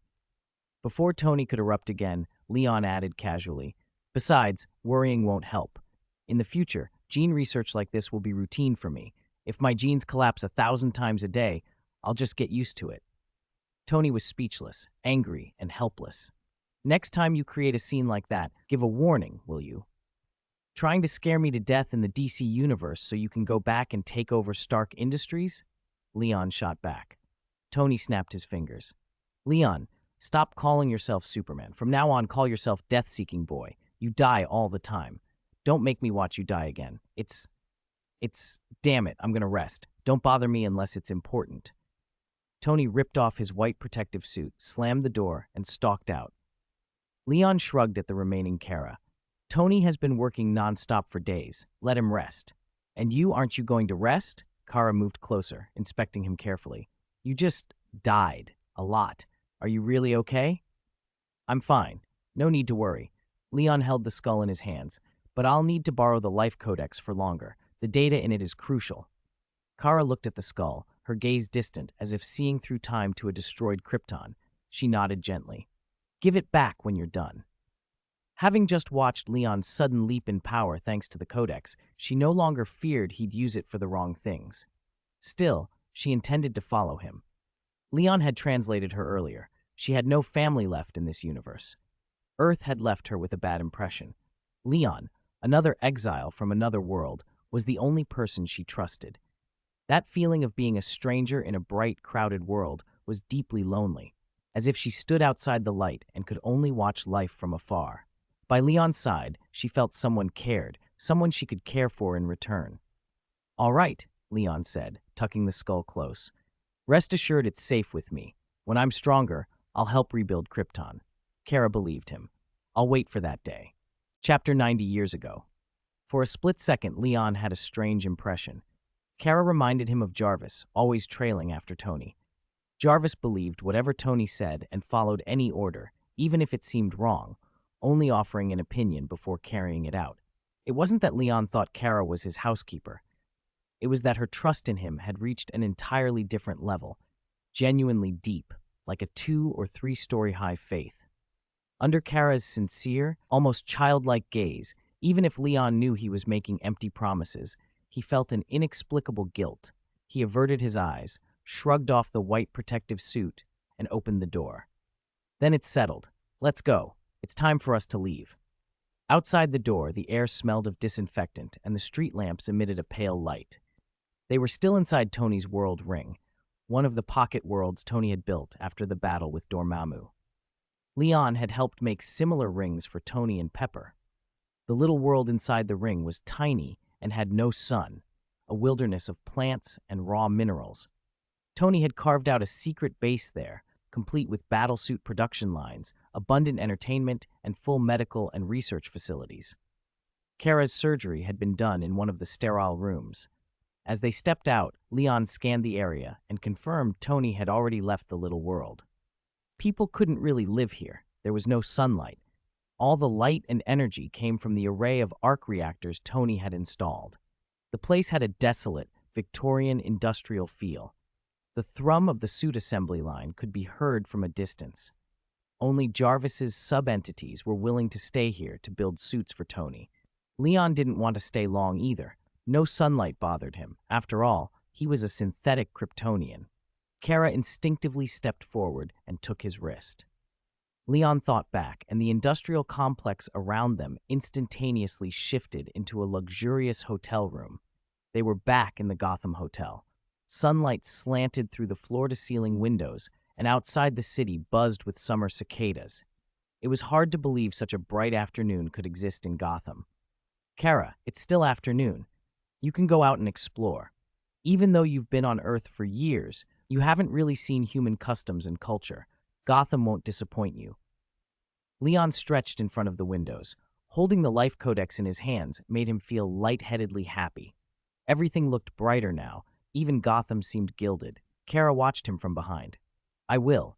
Are you going to rest like Tony? I don't need to. The word rest belongs to mortals like Tony. For us Kryptonians, basking in the sun is rest enough. Leon winked and made a joke. Kara nodded. Her gaze lingered on him for a few seconds, then drifted to the tall buildings outside, a look of eager curiosity on her face, like a child spotting an ice cream shop while out with her parents. She said nothing, but her expression spoke volumes. Leon laughed and tapped his forehead. Sorry, I probably can't go shopping with you today. I still have an appointment to keep. 90 years old, in fact. Kara was surprised. An appointment? 90 years old? You and Tony only arrived here a week ago. Because of Leon, Kara and Tony had become well acquainted. Tony often complained, half teasing, half genuine, that his younger brother was about to make a mess of a beautiful girl's life. Still, from a parental standpoint, he got along with Kara. He'd told her a lot about Leon, which made Kara very curious about how Leon could have an appointment in this world after so little time. It's an appointment. Something I agreed to 90 years ago, Leon said in a theatrically vague tone. Then he waved and said, I'm going. Go shopping by yourself, and if you run into trouble, try not to hit too hard. As his voice fell, Leon vanished from the window. If Kara had known who he was meeting Diana, she would have insisted on coming. But Leon didn't plan to bring Kara to see Diana. He wasn't trying to hide anything out of malice. Diana had waited for him for 90 years. Bringing another girl along to that reunion would be thoughtless. Over the Black Sea, near the Aegean, a girl had waited for him for 90 years. She wasn't waiting for a promised wartime dance like Captain and Carter. Diana simply sat on the edge of Paradise Island, staring toward where he had gone. For the past week, Leon had been working with Tony on the Life Codex extraction equipment so that, once their mission through time was complete, he could finally be with that girl. Diana, it's getting dark. Come back for dinner, Queen Hippolyta called from behind. Go on without me, Diana replied. I'll be back after a little while. She didn't turn. She picked up a pebble and flicked it into the sea. It arced low across the waves before sinking. Maybe Leon will come today, she said, more to herself than to her mother. Hippolyta sighed. You still won't give up? After all these years, you wait here every day for this Leon. Maybe he's forgotten you. 90 years is a whole life for ordinary people. He won't. He said he'd jump forward in time to the future. He's just not arrived yet. Diana glanced back and blew out a breath in rebuttal, then lobbed another pebble that cut through the water's surface like a tiny torpedo. She truly believed he would come. The long wait had only made her longing sharper and sometimes more bitter. 90 years was nothing to her. She was ageless, but it was a specific chapter of her life. Years she had spent waiting for Leon. Every day she imagined him returning to take her back to the human world, to tell her it had been a long time and to walk by her side.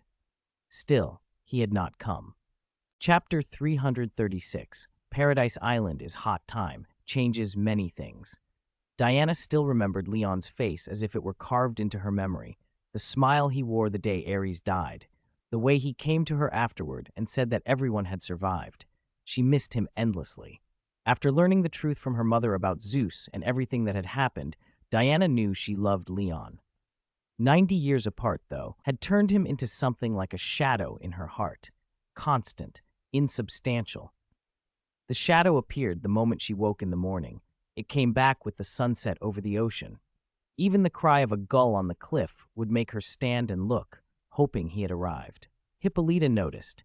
She had heard Diana say, Leon will come 10,000 times, and she could only sit with her on the cliff and watch the sun break into 1,000 diamond lights on the water. If you won't leave, Hippolyta said, sinking down beside her, then I'll wait with you. She sighed. You and I were not so different. I waited for Zeus here once too, but he had Hera and Themis and Eris. With so many lovers vying for his favor, how could he remember on this remote island an Amazon queen who waited for him? Diana, she said gently, don't pin too much on one hope. Expectation becomes obsession, and obsession will steal your peace. Men tend to think that the feelings they left behind can be left behind. They treat women like objects of the past. Those who can be shaken off are simply those who no longer pursue. She stroked Diana's hair. I gave up. Besides, Zeus is dead. Whether mortal or god, you must learn to let go of what you cannot hold. You have so many years ahead of you. Don't trap yourself. Hippolyta meant well. Her words were true, reasonable, and they cut through Diana's stubbornness, leaving her a little sullen. As if to prove something to herself, Diana threw a stone into the sea. The waves answered bigly. Schools of fish were stunned, turned belly up, and drifted to the surface. Under the setting sun, it looked like some apocalyptic scene. But Diana's eyes brightened. She shoved her unhappiness aside and flipped over the cliff. "Mother, I'm going fishing." "Hush, don't overuse your powers," Hippolyta called after her. "You catch so many fish every day. There's more than enough for the island." She meant it as a gentle rebuke, but she believed that a daily word of reason might one day change Diana's mind. She even started thinking about what she'd say tomorrow, preparing arguments and counter-arguments. Then Diana screamed from below the cliff, an instinctive, startled cry. "Diana!" Hippolyta's heart tightened. She leaned over, fear propelling her, but before she'd fully looked down, Diana was already climbing back up, carried in someone's arms. Hippolyta stared. Leon stood at the cliff's edge, holding Diana in a bridal carry, wearing the same casual clothes he'd worn 90 years ago. Diana clung to him, arms and head pressed to his, their faces close enough that Hippolyta could only see the back of Diana's hair. The tenderness, the eagerness to melt into one another, it was unmistakable. "You scoundrel," Hippolyta muttered, more to herself than to him. After 90 years he had returned, before Zeus ever did. She felt a sharp, complicated ache, and with the sword she always kept near, turned and walked into the house of Paradise Island without another word, leaving the two of them to their reunion. The kiss Leon received in her arms was unlike anything he'd experienced. It carried 90 years of restraint, fierce, breath-stealing, overwhelming in its intensity. It wasn't subtle. It was as if Diana had compressed a lifetime of longing into that single embrace, pressing and drawing him close with a force that nearly left him breathless. Leon told himself that if he were an ordinary man, or even a young super with his powers newly stirring, he might have been knocked senseless. When they finally broke apart, the sky had darkened to twilight. Diana was panting. The tenderness in her eyes made her look like a whole world melting. "I knew you'd come back," she said. Leon brushed a messy lock of hair from her face. "We agreed we would," he said softly. She hummed, drinking him in as if one look could never be enough. Then, half in jest and half in reproach, she punched him hard on the chest. The force would have been enough to topple a wall, but Leon's chest was solid, and he only pretended to be badly injured. "Ow, that hurts, Diana!" he cried with comic melodrama. Flustered, Diana leaned over to gauge how badly she'd hurt him. "Oh, did I hit too hard? Are you all right?" As she bent, Leon suddenly turned playful. He scooped her up and pinned her to the ground, both of them laughing and tangled in the grass. "Hey, the ground is cold," Diana protested, blinking in surprise. "What are you going to do now? Make a baby? Sculpt a clay doll?" Leon smiled against her, mischief in his eyes. The island around them seemed to pulse with heat, not only from the sun that had just set, but from the charged air between them. That night, Paradise Island felt hotter than ever. Beneath their laughter, the earth itself seemed to rumble and tremble, as though it had slipped into an earthquake's rhythm, vibrating through the long hours of darkness. Chapter 337, Her Majesty the Queen is on the lookout. Below him was soft earth, above him floated white clouds. Superpowered people didn't need bedding. For once, Leon let his mind relax and slept soundly through the night, though his consciousness remained active through two avatars in his inner world. At least his main body slept, wrapped around Diana. When the morning breeze came, Leon's eyelids fluttered and he woke. Diana was right there the instant he opened his eyes. Bathed in the pale glow of dawn, she was curled in his arms like a peeled lychee. Dew clung to the tips of her hair. Through strands that fell over her face, you could see her rosy cheeks and slightly swollen, flushed lips. Her soft breaths from slightly parted lips warmed Leon's skin, and the morning chill vanished. Not that Leon felt cold. The true chill came from a distant hill, Hippolyta, the queen, watching them with an icicle glare. That look had been there all night. It was impressive she had endured without marching down to demand answers. Others had rushed over in alarm or curiosity and had been stopped by the queen's command. The night's earth-shattering commotion had put every Amazon on edge. Only when Hippolyta, face dark, declared the phenomenon normal did they calm down, though none slept peacefully. Only the queen knew the truth. She knew her precious daughter had been taken, like a favorite cabbage ravaged by a wild boar, or worse, that perhaps her own soul had been the one involved. To be honest, Hippolyta was questioning her life choices. Even when she'd been with Zeus, they hadn't caused such a scene, had they? She wanted to stride down and strike Leon with her sword. After the first tremors ended, Hippolyta had rushed to the epicenter, and one glance was enough. Diana had been compromised, and Leon, who had apparently done it in the open, treated Paradise Island as if it were his personal home. She wanted to pry them apart, but by then the battle had already reached a vigorous phase. Could she intrude? So she turned back, sulking, went to bed full of indignation. And then, hearing warriors suggest searching the island for the cause of the quake, she rose again, dismissed the others, and returned to the hill to stand guard over the pair herself. It was, in her view, an unforgivable sin that as a mother she had to keep watch for this. When Leon woke, the Queen's frosty gaze was the first thing he noticed. Using his super hearing to glean the island's movements, he quickly put the pieces together and rubbed his nose awkwardly. He quietly draped clothes over Diana, then let the Dormammu suit reform on his body, altering its appearance to something casual. Is it morning already, Leon? Diana murmured, sensing the warmth gone. She pushed up from sleep, hair tumbling over her shoulders. The clothes Leon had slapped over her slipped down. The sight of her wheat-colored skin and the soft flush across her chest made her even more vulnerable in the early light. Leon bent and kissed the corner of her mouth, then helped her into the garments.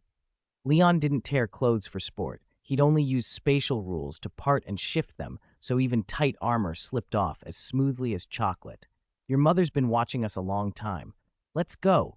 Don't make her angrier, Leon said. Right. Diana snapped awake. At the word mother, she came fully to her senses, pulled on her combat boots, fastened her long sword at her hip, seized Leon's hand, and ran back toward the island's interior. Quick, let's get back to my room. If Mother finds out we spent the night by the cliff, we're done for.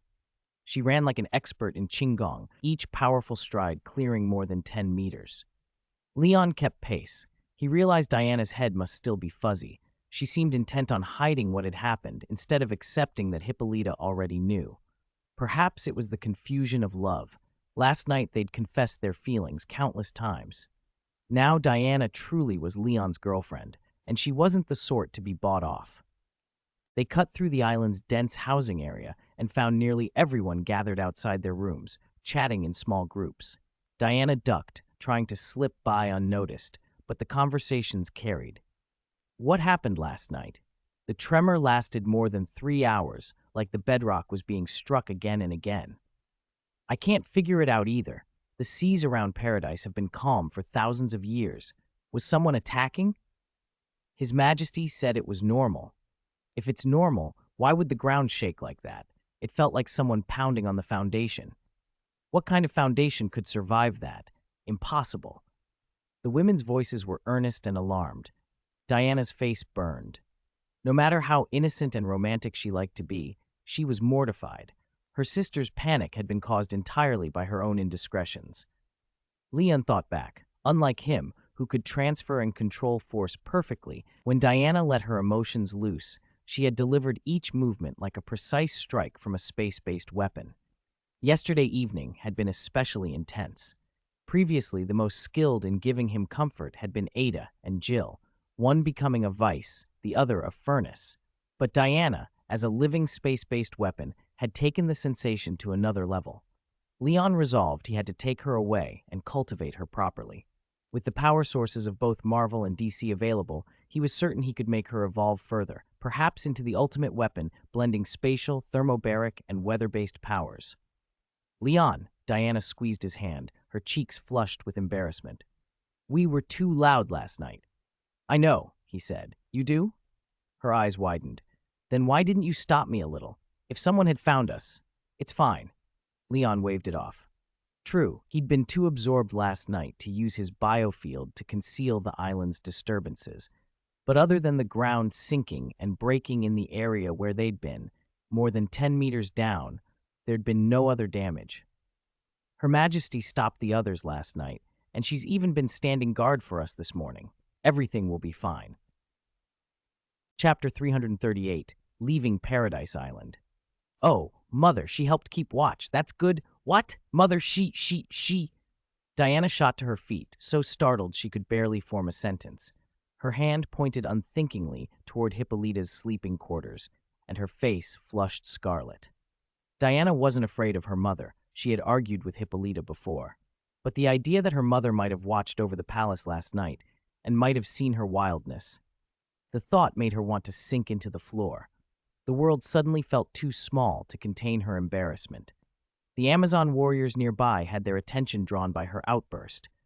Unaware that the princess herself had caused last night's earthquake, they clustered around, full of concern. Diana stammered and fumbled for words, mortified.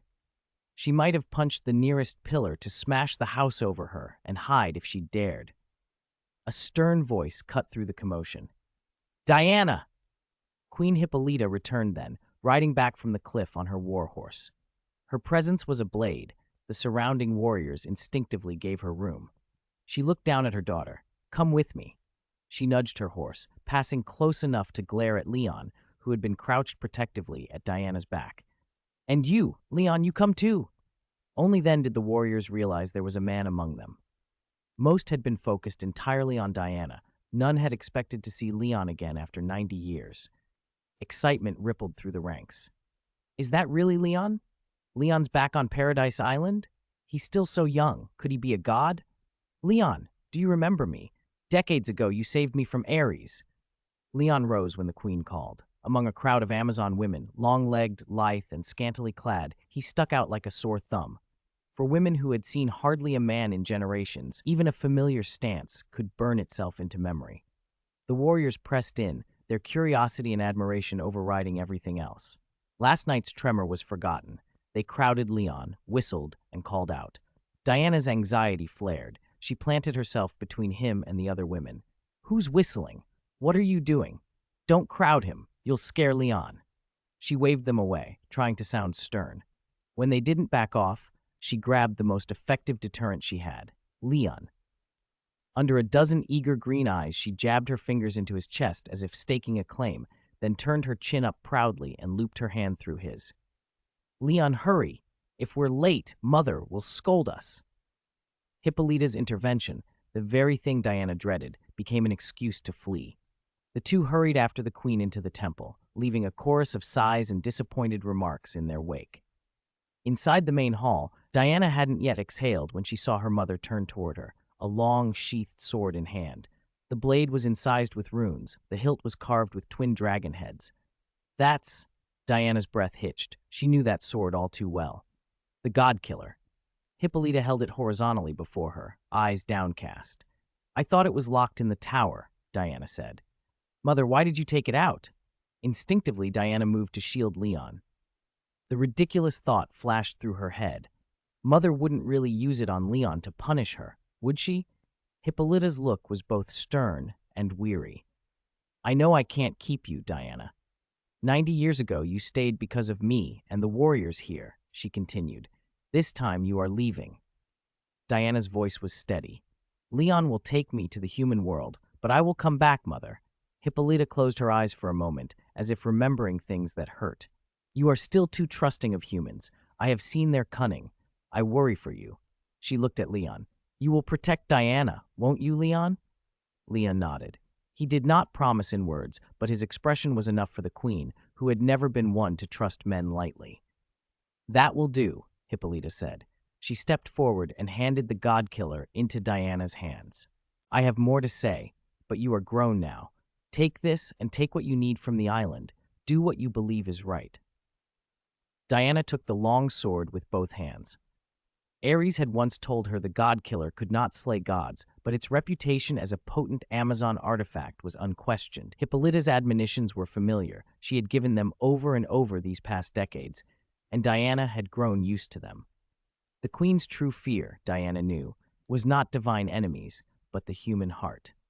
"Show him the island," Hippolyta said finally, gesturing to Leon. "Let him see where you were raised, and let him know, if he ever mistreats you, we have an army here." Diana and Leon spent the day touring Paradise Island again. She told him the stories stitched into every tree and stone as if they were family heirlooms, where she had learned to ride, where she had sparred, the secret cove she had loved as a child. As dusk fell, the two dined with the Amazon warriors. Hippolyta, observing Leon closely, at last formally recognized him and granted him the right to come and go as he pleased. When night settled over the island, Diana and Leon stood at the edge of Paradise Island together, the god-killer at her side, ready to cross into the human world. Chapter 14. The Princess Leaving the Castle. Leon carried Diana across the Atlantic toward Gotham. Layers of cloud rushed past beneath them as they chased the setting sun. On the Black Sea, the sun had already dipped beneath the horizon. The farther west they flew, the more the sky brightened again. Dark clouds were slowly brushed with sunlight, deep blue, orange-yellow, crimson, bluish-white, until, finally, pure white. They burst through the top of the cloud bank, and Diana, delighted, spread her arms and laughed into the wind. Leon had not flown this slowly in a long time. He took her through the clouds at only a few dozen Mach, an almost deliberate pace for someone who could open a portal and arrive anywhere in an instant. Even when he chose to fly, he could move at light speed and be anywhere on Earth within a second. But this trip, carrying Diana, felt like walking a schoolgirl back to her dorm, a few steps made to feel like a long, cherished journey. He held her hand, wrapped her in his biofield, and together they reached out to touch the passing clouds. The clouds changed color with the angle of the sun, a living painting stretched across the sky. Diana's eyes sparkled. Though she had wielded divine power for years, she had never actually learned to fly. Those clouds she'd only ever looked up at from the ground were suddenly within reach. She ran her fingers through them and felt the incredible, cool, almost silky sensation of cloud vapor slipping through her hands. Then, smiling, she cast out her truth lasso and bound a massive cloud. Under its hold, the loose mixture of water droplets and ice crystals was drawn together like a ball of cotton candy. Diana cradled it and watched it change tint with the shifting light. "So this is what clouds really are. It's amazing, Leon," she marveled. "Your truth lasso is pretty impressive," Leon said, looking at the cloud in her hands. "It can even bind things that aren't solid." "That's divine power," Diana answered, shaking the lasso and making the bound cloud sway. "Divine power can do many things, not just for fighting. You should try flying with it. Ares flew onto Paradise Island that day. You can too. I'll teach you," Leon said. "The first step is getting used to the feeling of weightlessness. We'll go into the clouds and take it slow." Leon looked at Diana, so curious and innocent it made him smile, and, with a sudden impulse, took her hand and plunged into the thick cloud bank. At first she looked puzzled, trusting him and wondering what lesson he would teach. Then the sea of cloud around them began to ripple. A deep, rhythmic sound rose through the vapor like distant thunder. Hours passed, wrapped in mist and training and laughter. In the end, Diana didn't learn to fly that day. 1 or 2 tries weren't nearly enough. It would take many more lessons. When they finally set off again, Leon decided not to waste another moment. He gripped Diana's soft palm, flashed, and reappeared above Gotham. "Is this Gotham?" Diana's voice was small. She hung limply in his arms, every muscle aching, but her face radiated wonder.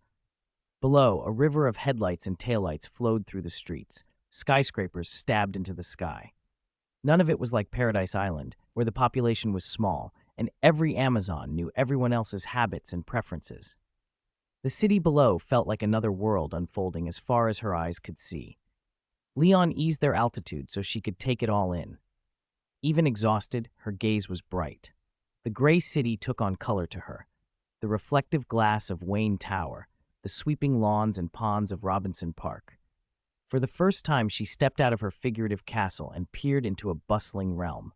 She looked every bit the fairy tale princess, innocent and enthralled. "Is this the human world? So this is what it's like," she breathed. She had been exclaiming the whole way, an endless stream of gasps and excited comments, though she'd quieted now from wariness.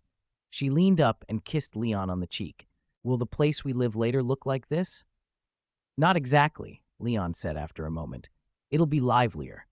Compared to this Gotham, already tamed in many ways by Batman, some other cities were more chaotic."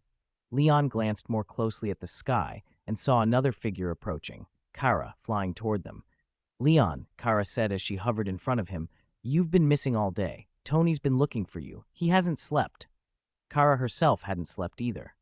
After Leon left, she hadn't gone shopping or explored the city the way he'd suggested. Instead, she'd stayed in the hotel, in Leon's usual spot by the floor-to-ceiling window, sitting in the sunlight all afternoon. Even after night fell, she hadn't moved. To her, the warmth of this world meant nothing compared to the person she knew here. When she'd told Tony that his brother was missing, he'd impatiently waved it off, insisting Leon had probably gone off to chase some pretty girl. If Tony hadn't been his brother, Kara thought with a flash of anger, she would have punched him. So Tony was, in her mind, an infuriatingly unreliable sibling. And Jarvis, the artificial intelligence Leon had mentioned, had been trying to help in its own way, probing and tapping satellites to search for him. It had been running all day with nothing to show for it. Kara judged that the system performed worse than Kryptonian intelligence. Chapter 340, Zhang Daju, Huzi. Kara was very anxious. She didn't know why, but as the night deepened and Leon still hadn't returned, a restlessness rose inside her she couldn't explain. It felt as if 100 rabbits were racing around in her chest, burrowing into every corner. Even though she told herself Leon could never be in real danger, he was far too powerful for that, she found herself looking for reasons, excuses to ask Tony and Jarvis to locate him. She couldn't stop picturing who Leon might have been with. Was there anyone in this world who could keep him out all night? After all, they'd been sharing the same suite for a week, the bedrooms divided only by a wall. During that week, Leon hadn't left. Now he was gone all night. Her supercomputer mind produced a torrent of painfully logical scenarios. There was the image Tony suggested, Leon slipping off to another city to see another woman. There was the image of him exposed to red sunlight, losing his power and being captured. There was even the image of him abandoning Kara and Tony in the hotel and leaving this universe on his own. Kara's thoughts were a tangle. She couldn't sleep, standing by the floor-to-ceiling window until dawn, until the sun filtered through the glass and woke her cells. Still, she couldn't see him on the horizon. As the sun climbed and the shadows under her feet shrank, her mood grew irritable. She felt an urge to hug the sofa and pull out handfuls of stuffing, an impulse she'd never had during the decades of imprisonment, not even on Krypton. Kara didn't understand why she reacted like this. She felt confused and distressed. These images in her head made this hour worse than any moment she'd spent imprisoned by Luther. She tried to soothe herself. After all, Leon was the only person she knew in this world, the man who had saved her many times. She had only lent him the life codex. She hadn't repaid him. Worrying a little was reasonable, but the irritability burned on. Kara put her super hearing and vision to full use. The movements of half the planet were suddenly within her perception, but not Leon. She wanted to leave the hotel and search. A full day had passed. Tony remained blasé. Jarvis still couldn't infiltrate the networks. Those two useless people tried to stop her, warning that if she went out, she would be discovered and hunted by nations. So she waited, pacing by the window, her shoes tapping the floor in an irregular rhythm that by the afternoon had almost become a rap beat. Just as she felt she might lose control, Leon finally appeared in her sight. The restlessness evaporated in an instant, as if a hard drive had been wiped clean and rebooted. Joy flooded her, only to be cut off immediately. Leon was not alone. A girl lay in his arms, dark curly hair, beautiful eyes, skin so fine even under her supervision. She was radiant, smiling in that way Kara had noticed in Gotham, the bright, open joy Kara had felt inside but never shown. In the past, Leon had held Kara's arm. Now he held this girl. They drifted down into Gotham together, and the girl kissed Leonard's face. Kara had never seen that in Kryptonian culture. Her people did not kiss like that. Only humans kissed. A sudden crack sounded inside her chest, a clean, shattering pain. The sun was hot. She opened the window, and the glass burst outward. She took to the air, passing through heat-hazed air that oddly distorted her vision. Why would supervision be affected by heat shimmering? The scene wavered as she closed the distance. She hovered in front of them. Leon looked at her, and the girl looked at her. Kara didn't know why she had come up or what she would say. Was she going to scold him? You were gone all night, and you come back with a new woman? She had no right to say that. She was a Kryptonian saved by him, not a human. She didn't even know what love meant for humans. So though her chest ached and hot tears slid down her cheeks, she kept her voice steady and asked, "Leon, why were you missing for a whole day?" Tony was worried and didn't sleep. She didn't know whether Tony had slept, but she realized then that Tony understood Leon far better than she did, far more than she, a Kryptonian with no family or friends on this planet, could. "Kara, why are you crying?" Leon said, pointing at her cheek. "Are you kidding me? I was missing for a day, and the first thing you say is that I'm crying?" Kara met his gaze stubbornly, her expression composed even as the tears kept falling. Leon opened his mouth, unable to find words. What would Tony do in this scene? He'd probably pull out a check, sign it, hand it to the crying girl and say, "Don't cry, we'll meet again. Life will be more exciting from now on." But Kara and Leon weren't a publicity stunt. Besides, Leon hadn't done anything. Why was she weeping like some tragic heroine? When had he become like Yang Guo, making people fall in love at first sight and destroying their lives? Well, perhaps he had always inspired that kind of adoration. The women and the men in black still clamored for a night with him. He had a headache from the thought. If he didn't care for Kara, a short pain might be better than a long one. But Tony had led him into this mess. It was all Tony's fault. Leon was about to explain, but Diana acted first. "Is your name Kara? Don't cry. Tell me what this bad man did to you, and we'll scold him together." She had actually reached out from Leon's arms to wipe Kara's cheek. Compared to Kara, who was still raw and unfamiliar with emotion, Diana had decades of stories about scoundrels from her mother, stories whose main villain was, of course, Zeus. Diana read this scene at a glance. The girl in front of her was the wronged woman from one of those tales. She wasn't sure whether she was Leon's Hera or Hippolyta in the story. Thinking that, she swung a glare back at Leon. In that instant, she realized her mother had been right. Men really were, she thought, just a bunch of big pigs.